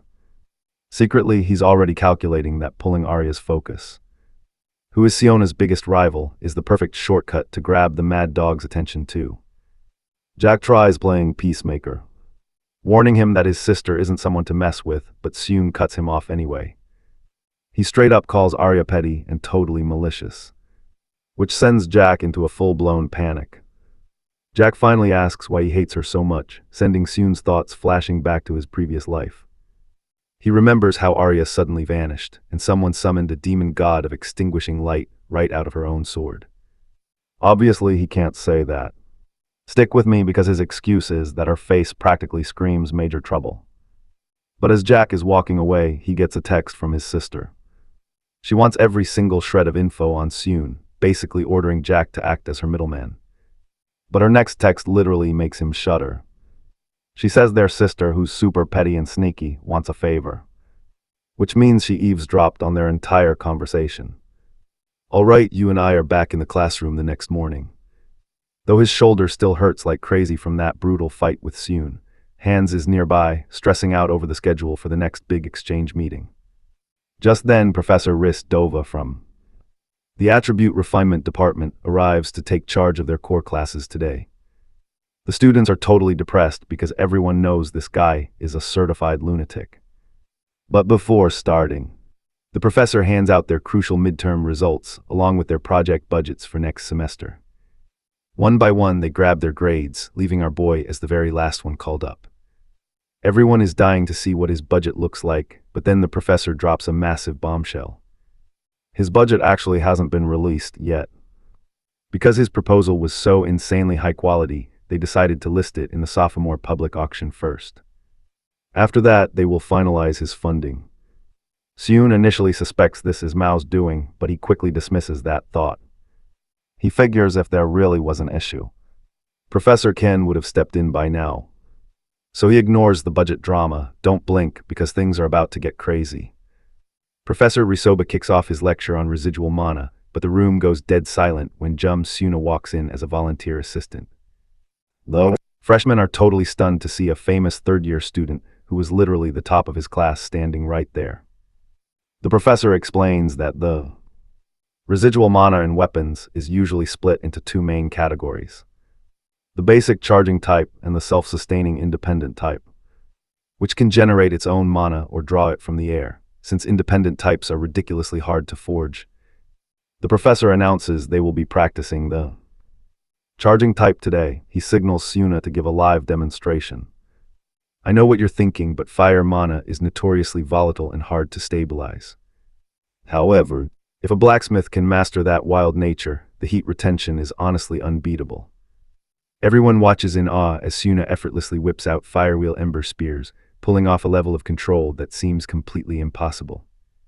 The professor wraps up the theory by assigning them to forge a special item, using the fire attribute, keeping the residual mana charged with a flamewheel theme. He tells everyone to go change and meet up in the purification room. While the students head out, several try to suck up to Suna, but he just snaps at them to get lost. Once they're alone, he confronts our boy and demands to know exactly what the kid has figured out about him. Our guy delivers a dark, analytical breakdown that completely catches Suna off guard. He explains that the true power of the firewheel style is measured by the number of wheels a user can manifest, mentioning that the sect leader, Li Huan Rayon, is legendary for conjuring 8 of them. He points out that while Suna can handle 6 and is currently pushing for a 7th, he is hitting a limit where he won't be able to keep it up for much longer. Suna is visibly shaken because he hasn't even shared this struggle with his own master. Suna explains that since he also possesses the fire attribute. And that's where we leave it. Suna felt Suna's flames were off since he shares that fire attribute. You and I are starting off with this dude completely failing to control his leaking energy. Seeing that Sihun has the cheat codes to a problem he cannot even solve, Sungha straight up demands to know his fee. Our boy does not hesitate and drops 2 rules. First, Sungha must pay a fair price for every single tip he gets. Second, he must run it by Sihun before making any major moves. He wants a straight answer before they even step into the forge room. After a super tense, awkward silence, the Mad Dog agrees, but only if Sihun proves his skills are completely legit during the upcoming practical exam. And Sihun is totally ready to deliver that proof during their afternoon blacksmithing class. As he works, the other students start whispering because this madman is crafting without a single blueprint. They watch skeptically as he mixes fire and dark attribute minerals in a 7:3 ratio, muttering that he is wasting rare loot and that his mana is just gonna vanish. Now pay attention, because Sihun is way too locked in to care about noise. He waits until the perfect heat is reached, right when the attribute mana leaks out. Then the gloves come off. Time for thermal substitution, let's go. He juggles the fire and his own mana to lock those traits into the metal. Watching from the sidelines, Professor Toba finally gets why the Academy is so hyped for Sihun's auction piece. I mean, this freshman has already mastered thermal substitution. That is just insane. To any regular noob, this might look like a standard craft. But Sungha senses the big brain genius behind it. Our boy is packing fire mana inside and wrapping dark mana on the outside, creating a perfect balance to draw a flawless mana circle. This hits Sungha deep, you feel that right? Since he always thought his own dark mana was a cursed barrier, holding back his signature fire wheel style. Seeing this method, he realizes he can finally fuse his dark mana instead of constantly fighting against it. But when Sungha tries to copy it after class, things go totally sideways. He manages to summon a black flame wheel, but his power drops on the 5th, leaving him way too weak for a 6th. Our boy points out that even though these dark flames outdamage 7 normal wheels, the big problem is that the fire flower evaluation is just around the corner. If Sungha drops below 6 wheels, he loses his successor spot. He is stressed because his dark mana is still wild and the examiner arrives tomorrow. Desperate to keep his rank, he says he'll do literally anything to keep his spot. Right then Si-hoon whips out a bond stone, a black resonating stone glowing red. This rare rock lets fire and dark mana actually chill together by forcing their clashing wavelengths to resonate. To pull off the plan, Sungha takes Si-hoon to a private, high-security training room where they change the room's environment to mimic the fire flower gate. And trust me, you and I are gonna see epic crafting next. Alright, you and I are watching him use that stone from C. Our boy splits it up, sliding a piece into 2 separate spears. Suna is definitely not vibing with the idea of dual wielding, especially since just handling 1 spear is already a massive nightmare. But our boy explains that 2 spears are literally the only way to balance his clashing mana types. To pull this off, he tells Suna to summon a fire wheel with his left hand while blasting dark mana with his right. So the Mad Dog starts training but immediately hits a massive wall. Our lead points out that Suna is accidentally letting dark energy leak into his left hand. It is just a normal side effect of rocking multiple mana types. But get this for Suna. His energy is a total mess because he spent years suppressing his dark power. He explains that if Suna can control both channels at once, hitting that 6-wheel mark is going to be cake. To speed things up, he hooks Suna up with a special bracelet to stabilize the flow. After hours of absolute torture, the Mad Dog finally starts catching on. This technique was actually made by his own future self, so it basically fits him like a glove.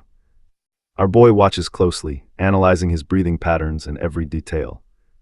His muscle movements. The gravity shifts and the exact wavelength of the mana as it flows through his body before exploding out of that spear tip. Suddenly, Suna catches him staring and asks what the hell he is looking at. Our boy just plays it cool, saying he is gathering data to forge him a weapon. He reminds Suna that he still needs to deliver results, so he shouldn't get too excited. But the Mad Dog admits he doesn't expect much from some random freshman's work anyway. Now let us really dive into why Suna is so incredibly desperate to remain the clan's successor. He confesses that it is all because of his master's wishes. Our lead remembers from his past life that Suna was just an orphan his master adopted, who was the first sect leader and a legendary S-class hero before an injury forced him to retire. So Suna sees him as a dad and carries the massive weight of his master's dream. Then he flips the question on Su, asking what he actually gets out of this deal. Our boy does not sugarcoat a thing. He warns that the 6 demon realms will soon be swallowed by chaos, flooding the world with monsters. To stop the catalyst, he has to invade those realms, which requires 2 insanely strong people to back him up and epic weapon crafting materials. Getting Suna on the throne gives him all the crazy funding and political clout he needs. Suna calls him materialistic, and he totally agrees. They are basically total strangers, so why would he do favors for free? Suna finally realizes what is at stake and makes a dead serious promise. If our hero helps him become the sect leader, he will follow him straight into those 6 demon realms. Right then, Su remembers the future Mad Dog, leaving us hyped to see him forge a weapon to slay actual demon gods. Alright, you and I are diving right back in, as Soon uses his bond imprinting technique on that red resonant black stone.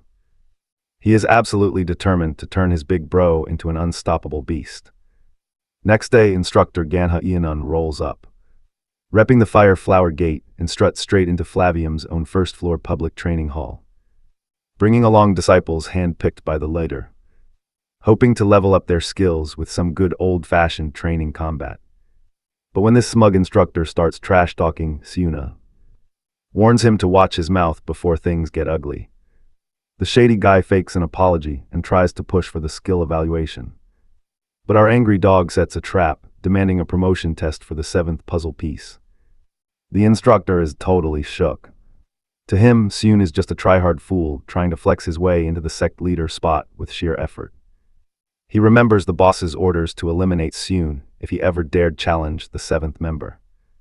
Wearing a fake smile, he tries buying time. But watch this, Suna coldly asks him if he is way too scared of losing his cozy instructor gig to accept. They finally agree on a domain duel. A pure clash of power where the strongest fire wheel wins. Seun just needs a win or a draw to secure his rank. As Seun steps up, the instructor laughs at the cheap-looking short spears clutched in Seun's hands. He warns Suna that using dark attributes is totally banned, since he can't control them and they won't count as real fire wheels. But Suna completely ignores him and summons the seventh wheel, flawlessly blending both attributes together. The instructor still acts super cocky, claiming Suna will regret this once his own wheels start spinning wild. But a second later, boom, you and I both know what happens next. A massive dark fire dragon shreds the instructor's wheels to pieces. The raw power is so crazy it snaps the instructor's spear, leaving him completely cooked. With the instructor gone, Seun's official promotion ceremony is already lined up. Soon he will be crowned as the official successor. When Seun asks what it actually takes to become the ultimate sect leader, two requirements are laid out. First, he has to reach the 8th wheel. And second, he needs the green light from most of the instructors. Since that approval comes from brutal official spars, it is definitely not going to be easy. Segun is totally confident he can get him there, teasing him to focus on how he's gonna pay him back. Seun happily agrees to pay whatever price is within his power. In fact, he is so impressed he wants to order more. Looking at those twin spears, which started as just a quick job, he realizes that if Seon can craft something this strong so fast, he can surely do better. So he demands a truly god-tier, useful weapon. Right at that moment, Segun's bond level with the rabid dog officially hits level 2. Their bromance is growing strong, and a final deal is going down right after their next massive transaction. And by Wednesday, you and I are heading straight to the massive annual auction. Alright, let's dive right in. Seon decides to switch up his outfit while sitting down next to the other. Top-tier students, totally ready for the real show to finally begin. Professor Kem is still looking pretty suspicious, wondering what kind of crazy scheme the vice dean is planning to hijack the department. This auction is all about 30 iron swords, but get this, there is a massive catch. They just threw in a special quality check step. This test uses Siagunpo, a special cloth woven from the molted fur of an S-class beast. The white tiger, this material is crazy unique because it is soft as fabric, yet tough as metal, and it is designed specifically to shred the durability of any weapon not made to absolute perfection. By rubbing the blades against this cloth, judges can easily weed out any sword that trades structural strength for raw sharpness. Watch closely, the auction begins, and the judges start testing the swords one by one against that white tiger skin. Eric, watching from the sidelines, asks Seon why they are using a rare S-class skin for a basic test, and Seon explains the whole trap. While the tiger is known for being tough, its traits are actually way more complex. The fur basically acts as a metal eater. No matter how sharp that blade looks at first, the fur will totally ruin its durability if the finish is not flawless. Eric instantly realizes that this puts Seon's white light longsword at a massive and unfair disadvantage. He admits this entire verification test was rigged from the start just to make him fail. If his weapon breaks or even fails the test, Professor Kem's reputation is going to take a huge hit along with his own. But Seon is not stressed at all, knowing he did not just make a blade, he made a masterpiece. But get ready, because here comes our boy's turn. The judge steps up to the white light longsword and gets ready to strike the cloth, but as he swings, the impossible happens. Instead of the blade slicing the cloth or shattering to pieces against it, the sword is violently blasted right back. The weapon flies right out of his hand, crashing to the floor with a massive clang, leaving the crowd and judges completely shell-shocked. Nobody has any idea what just went down, but it is clear this is no ordinary iron blade. In the next split second, our boy steps right up to clear the confusion, explaining that while standard sword focused on sharpness would shatter against the Siagunpo cloth, his blade is completely different. It gathers the scattered mana from the air, condensing it into an insanely thin edge. When the crowd starts complaining that they can't feel any mana, he confirms that the layer is so incredibly thin it's almost invisible, a real sharp aura that looks like pure light. He explains that the sword got deflected because both the blade and the fabric shared the exact same high-level sharpness aura, causing them to completely cancel each other out. Then he used the social bond stone to stabilize those wild mana fluctuations, making sure the blade stays stable. Absolutely brilliant, right? Let's jump right into this crazy moment where he shows the sword slicing through cloth like butter. Just like that, this weapon officially levels up straight to a rare rank. See, its insane sharpness was not made with some basic whetstone, but gets powered up by his skill aura, making its value absolutely skyrocket. The shook auctioneer instantly bumps the starting bid from 1 million to 5 million. Suddenly, every genius student in the room wants this blade for research, turning the bidding war into absolute chaos. The top-ranking blonde girl instantly spikes the price, all the way to 200 million won, while Erica keeps raising the stakes. While these rich kids flex life-changing amounts of cash, our boy is crying over his sad 110,000 won bank balance. Now check this out, the bid hits a crazy 600 million, courtesy of the dean. This leaves Jack totally salty, just sulking on the sidelines. His sister ordered him to buy it no matter what, but who can outbid the big boss dean? Meanwhile, Professor Kim is just sitting back with a super smug, proud grin. Afterward, over at the main office, the massive payout finally hits Sion's bank account. The dean explains that she plans to use this epic sword in a real danger zone, instead of letting it rot in training. Seizing the moment, he asks her to set up their next dungeon raid. The famous Yun Wall is the spot, normally reserved for basic first-year training, and though the dean hesitates about protocol, Sion totally wins her over by promising to make her custom gear afterward. She instantly agrees to the deal and locks in the schedule for next week.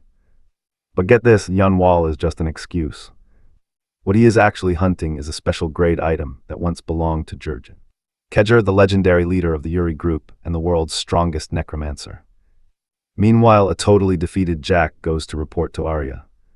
She already knows he lost the auction, but lets it slide for a steep price. She tells Jack that since they share a physical training class with Sion, he needs to use that chance to introduce them. In exchange, she promises to handle their dad regarding the family succession ceremony and even hints she can make sure Jack stops being the top student of his class before graduation. Completely driven by the sweet taste of absolute freedom, Jack decides he has to win at any cost. As he leaves, Arya remembers Sion's comment about how insanely annoying she is. That kid is seriously starting to get under her skin. The next day, our boy submits his main project for the attribute class, the exact same short spears from Sionga's fight. One is the Crimson Spear with fire attribute, and the other is the Dark Black Shadow Spear.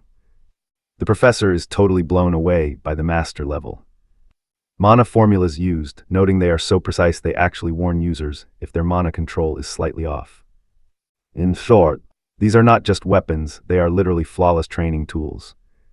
The professor hands him a perfect score and waives all his future class attendance, leaving you and me thinking this beast should probably just graduate already. Spears secured, let's dive in. He heads straight to the training hall for body control class, where he runs into Jack. Since Sion arrived early to get some quick practice in, he offers to leave, but Jack stops him to ask a quick favor.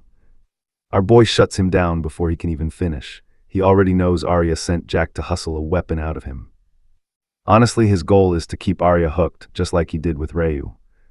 So he is absolutely not handing over some cheap, lazy work.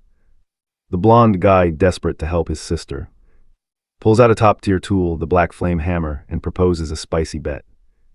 If Sion wins a duel, he keeps the hammer. If Jack wins, Sion has to forge a weapon for Arya. Our boy agrees, but he has one hilarious condition. Hake cannot mention his sister's name for a whole month, and he has to let her know about this ban. Bet set, so pay attention. Our boy readies his two new spears. Jack is definitely not getting caught off guard like last time. He decides to go all out immediately, compressing an insane amount of mana into his fist, that same overwhelming force he used to stop Siona's punch before. Seeing this unfold, our main character shuts off his social bond stone and triggers the gluttony iron using his bond imprint skill. Jack notices Sion's smooth, flowing stance and wonders if being a blacksmith gives him some cheat code advantage with all kinds of weapons. Even so, the blonde guy is still super confident. He doesn't think Xian can beat him just by knowing a weapon, rushing him with a fist loaded to end this duel. But hold up. He is totally speechless as Xian casually steps back and dodges. Then Xian unleashes his Fire Wheel Ember Spear technique, sending a massive wave of pure terror straight through Jack's soul. Back in his past life, our guy spent ages talking with one of the dogs just to build a bond strong enough to finally score a high-tier bond stone. During that time, he learned the secret style the creator never passed down to anyone. Even though what Xian is doing right now is just a cheap knockoff, it is way more than enough to dominate. Xian lunges forward with his spear, forcing Jack to back up in absolute panic. Jack realizes that Xian is totally dragging him around with this crazy style. But he also knows that Xian's physical stats are heavily boosted by his insane skills. He decides his only shot is to dodge and wait out the skill's timer so he can turn the tables. On the flip side, Xian immediately reads Jack's cheap strategy to stall for time. Knowing he can't win a long battle of attrition, he decides to end this fast. Activating his explosive ring. Drawing insane power from the bond stone in his bracelet, Jack loses his mind seeing a torrent of crimson flames rushing right at him. Realizing just how much crazy mana Xian is channeling here. Feeling the heat, Jack stops holding back. He summons his swamp-style formless sword, using both his blue shaft and light thread skills to launch a high-speed counterattack with his bare hands. Our boy clashes head-on, and trust me, you do not want to miss what happens next. Round 1, let's do this. He initially wanted to take things easy, but seeing Jack bust out a high-level bladeless sword technique forced him to secure the win. Both of their massive powers clash in a blinding mana explosion. As the dust finally settles, both of these guys find themselves locked in a perfect stalemate. Jack's fist stops literally 1 millimeter away from Xian's face, while the sharp tip of Xian's spear is pressed right against Jack's neck. Jack stays dead silent for a long moment before finally admitting defeat, and once he yields, they both cool off and Xian immediately suggests that they just call the whole match a draw. But Jack refuses, completely rejecting the idea because using a totally lethal skill counts as an automatic loss for him. Super frustrated, Jack loudly curses his own pathetic inability to use a sword. Keep your eyes peeled, our boy already spotted the exact issue despite Mir's legendary reputation. Jack simply can't hold a sword without completely shattering every single weapon he touches, even if they have high-tier, hero-grade durability. To diagnose this crazy issue, Xian tells Jack to hold out his right hand, relax, and keep his mana totally quiet. While Jack is busy wondering what is happening, he gets absolutely startled when Xian suddenly smashes his palm with a literal hammer. With that, our boy concludes the issue is actually mana alteration rather than basic physical reinforcement.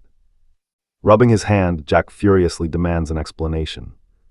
To his utter surprise, Xian promises to custom forge a sword just for him, and right then, he pulls out a high-quality binding stone, which is used for top-tier mana compression. It is absolutely perfect for compressing absorbed mana, even though it breaks if the density overloads its durability.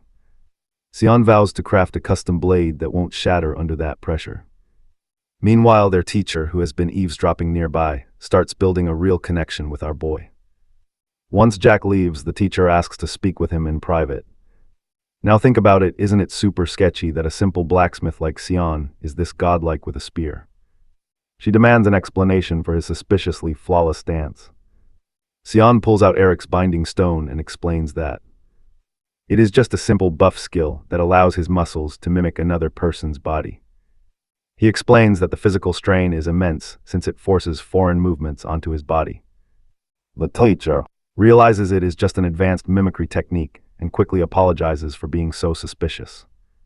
She reveals that a demon exists, the double of Pandemonium with the exact same ability. This evil entity hunts down heroes by copying their skills, and clearly the teacher holds a major grudge. Our boy Xian realizes their connection formed because she genuinely suspected he might actually be that exact demon. Or she saw him as the absolute key to finding that beast. When our boy shows he understands the massive scale of the demonic threat, the teacher's face brightens up, noting that kids these days rarely care about the threat of demons. He admits that Sion's skills already exceed what he can teach, promising to share more details once everything is wrapped up. Our boy knows, trust me. Alright, you and I are jumping in as Sion has the instructor completely shocked by his elite, Akar Cub level skills, despite having zero family backing.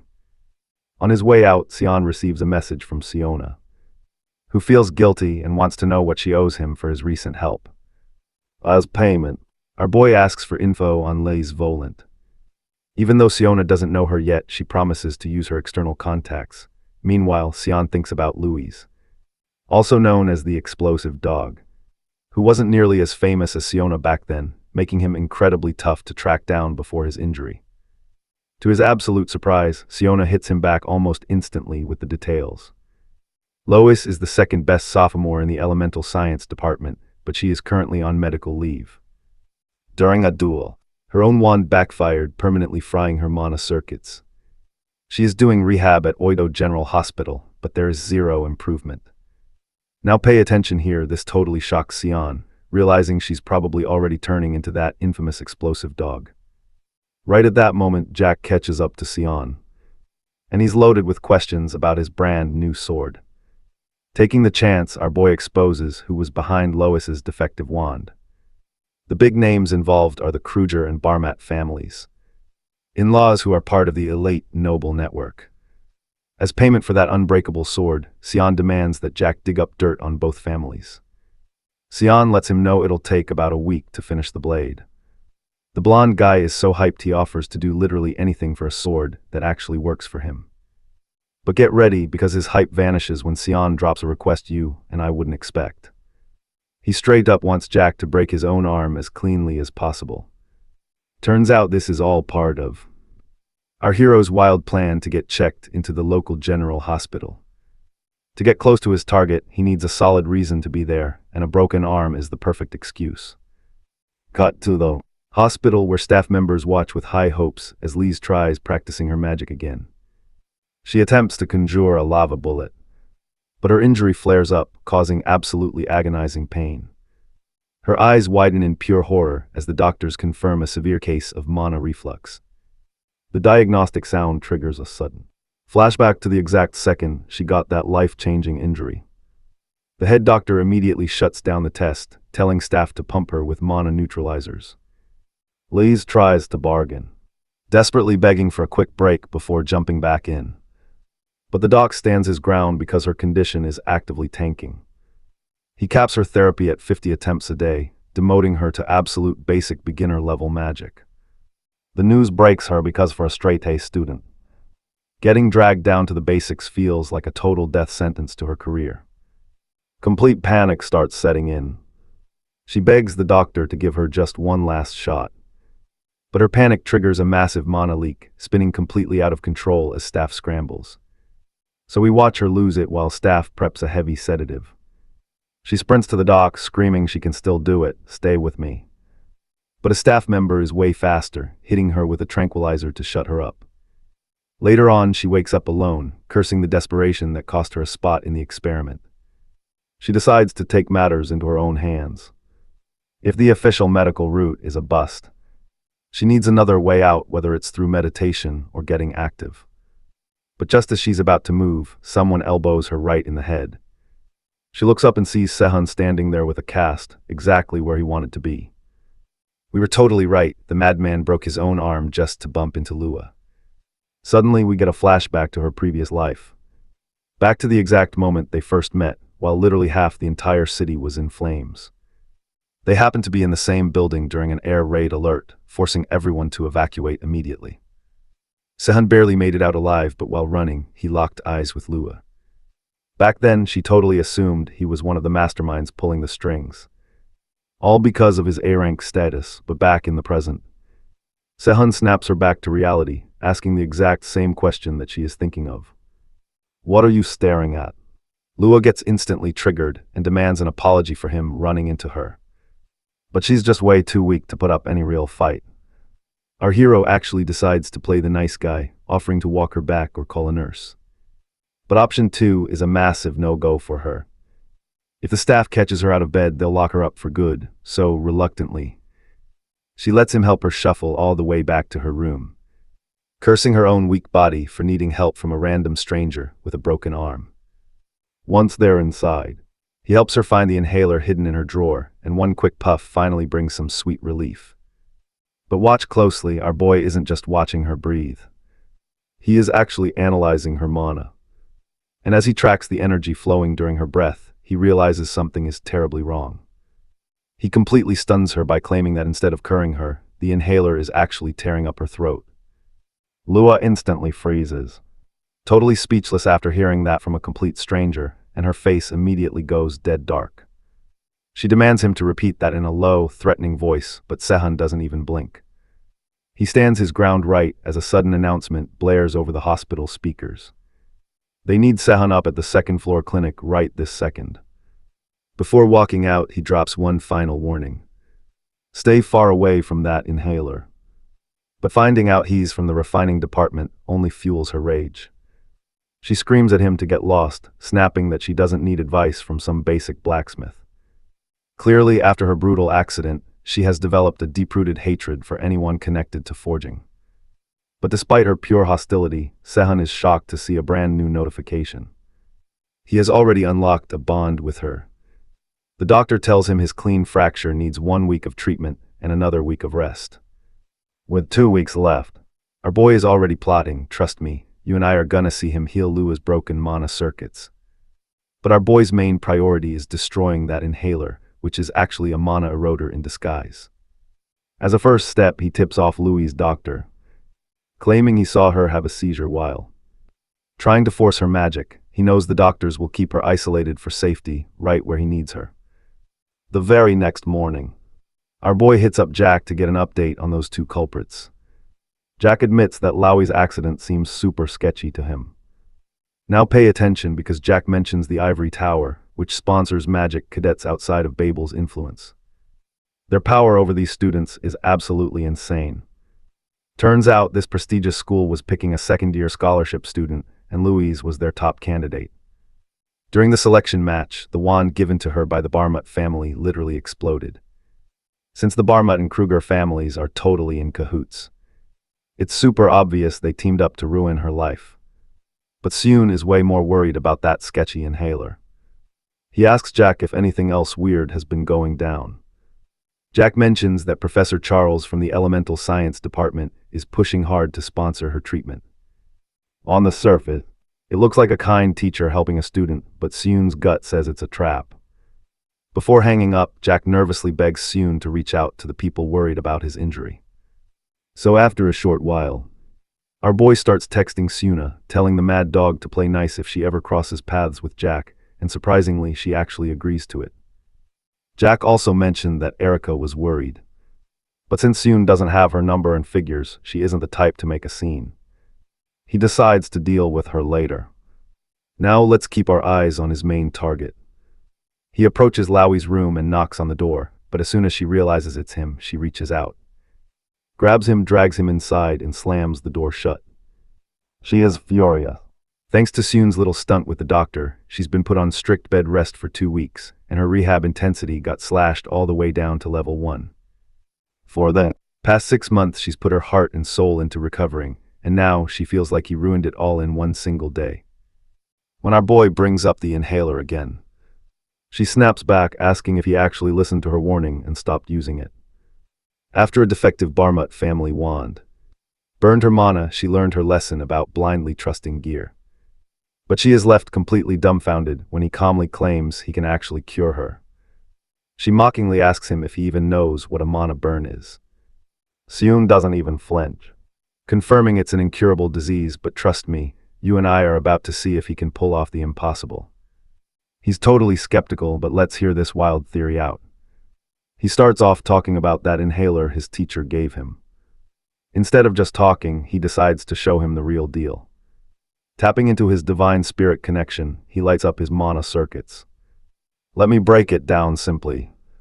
His old circuit was made for 110 volts. Alright, let's jump right into this crazy scene where her damaged neck is modified to 220 volts, making her completely freak out. She sees that same wild mana glowing in Sue's throat as he shows her. He explains this constant voltage clash causes a non-stop overload, totally blocking her mana. As she processes this insane truth, she remembers the moment Professor Charos handed her that sketchy inhaler. The professor promised her it would heal her wounds like magic, telling her to use it to fight the mana burn and never give up, no matter the pain. Liz had thanked him back then, feeling super grateful for the fake support. Now standing in her hospital room with her teeth clenched in rage, she finally realizes she has been played from the very start. She vows revenge on that teacher, and check this out, our boy sighs in relief seeing her sanity return. He straight up explains that while a blacksmith cannot heal a physical mana wound, he can totally recalibrate her mana flow so she can cast spells again. Sensing a catch, Liz asks what he wants in return, and our guy is blunt. He wants her to join him in changing the future and exploring the 6 demon worlds. She finally smiles and shakes his hand, officially locking in the deal. Later on, our boy hands her a bag of cherries, leaving her completely baffled. He explains that the pain she feels comes from refined mana passing right through the wrecked circuit in her neck. Normally, mages must circulate refined mana through their entire body to cast spells, which is why she is stuck. His solution: she needs to bypass that circuit by refining mana directly on her tongue, which he compares to stuffing an elephant into a tiny fridge. Liz does not think she can do it, since there are barely any circuits there, but wait, here is the twist, he knows she can do it. She actually invented this crazy method in her past life, earning her the ultimate nickname of Explosive Witch. This training is pure hell. First, she has to eat a cherry and gently tie the stem using only her tongue and mana, but he pushes her even harder, forcing her to clamp a stick between her teeth while yelling crazy tongue twisters, infusing them with emotional mana. After a whole week of this brain-melting training, she gets super frustrated, thinking she only improved her speaking skills instead of actually mastering magic. But she quickly apologizes and wants to keep grinding. Instead, he finally drops the real secret. This entire torture was meant to refine the mana used for incantation magic, leaving Liz totally shocked. He explains that chants only need a tiny core of mana and a super strong mental image to work. For proof, he conjures up a basic mana orb, uses a morph spell to inject elements, and then triggers a high-speed acceleration chant. The orb gets so sharp and fast it completely shatters the hospital window. Before he can even apologize for the broken glass, he is left completely speechless. Liz already mastered the entire concept. She spawns her very own mana orb. And trust me, she immediately turns it into a giant, god-tier sphere. Alright, you and I are diving into a world where magic totally ignores the laws of physics. A wizard with a crazy strong mental image can actually break the laws of magic itself. Our fiery chick is totally overwhelmed with pure emotion, realizing she can finally cast magic without feeling that soul-crushing pain anymore. Our boy gently tells her to go ahead and cry if she needs to, but she refuses. She is not shedding a single tear until she gets revenge on those who did this. To help her get over the trauma of her accident, Sue whips out his phone and gets ready to stir up some major drama on the school forums. Later on, over at the simulated training grounds of the Ivory Tower, a bunch of weak freshmen are struggling hard to beat a basic skeleton monster. Watching this pathetic scene, Gats, the current arc villain, mockingly tells them to get lost. While they run, he gets a call from Barmet, who tells him to check the latest post on the Tower Cafe board. Don't blink, this gets wild. Seeing it, Gats absolutely blows his top, furiously screaming Lewis's name. Lewis has thrown down an open challenge for a duel. The terms are officially set. 1 week from now at 1 p.m. in the martial arts gym. She publicly roasted him, saying he could totally back out if he was too scared of getting hurt. A polite jab that Gats knows is a direct slap to his pride. Furious, he vows to beat her so badly she will never stand up again. Meanwhile, back at the hospital, the girl is definitely not happy about the post. She is super worried that her enchantment magic is not nearly strong enough to actually defeat Gats in a real fight. For a second, she even suspects Sue might be a spy sent by Pierre Barmet, but he calms her down. He explains his strategy, saying her magic is completely instinctual and tied straight to her subconscious. But that traumatic accident left her too terrified to ever use it. And honestly, this high-stakes duel is the exact shock therapy she needs to move past it. When she worries that losing will only make her trauma worse, Sue reassures her he has complete faith in her. Right then, Sue pulls out a binding stone that happens to be the Stone of Dying Water, a top-tier material specialized in boosting the properties of mana infused inside a mineral. It is the perfect component for her brand new weapon. She feels relieved until she sees Sue putting on a glove for her physical exam, which makes her start screaming curse words at him. Meanwhile, the hot rumors are spreading like absolute wildfire all over the campus.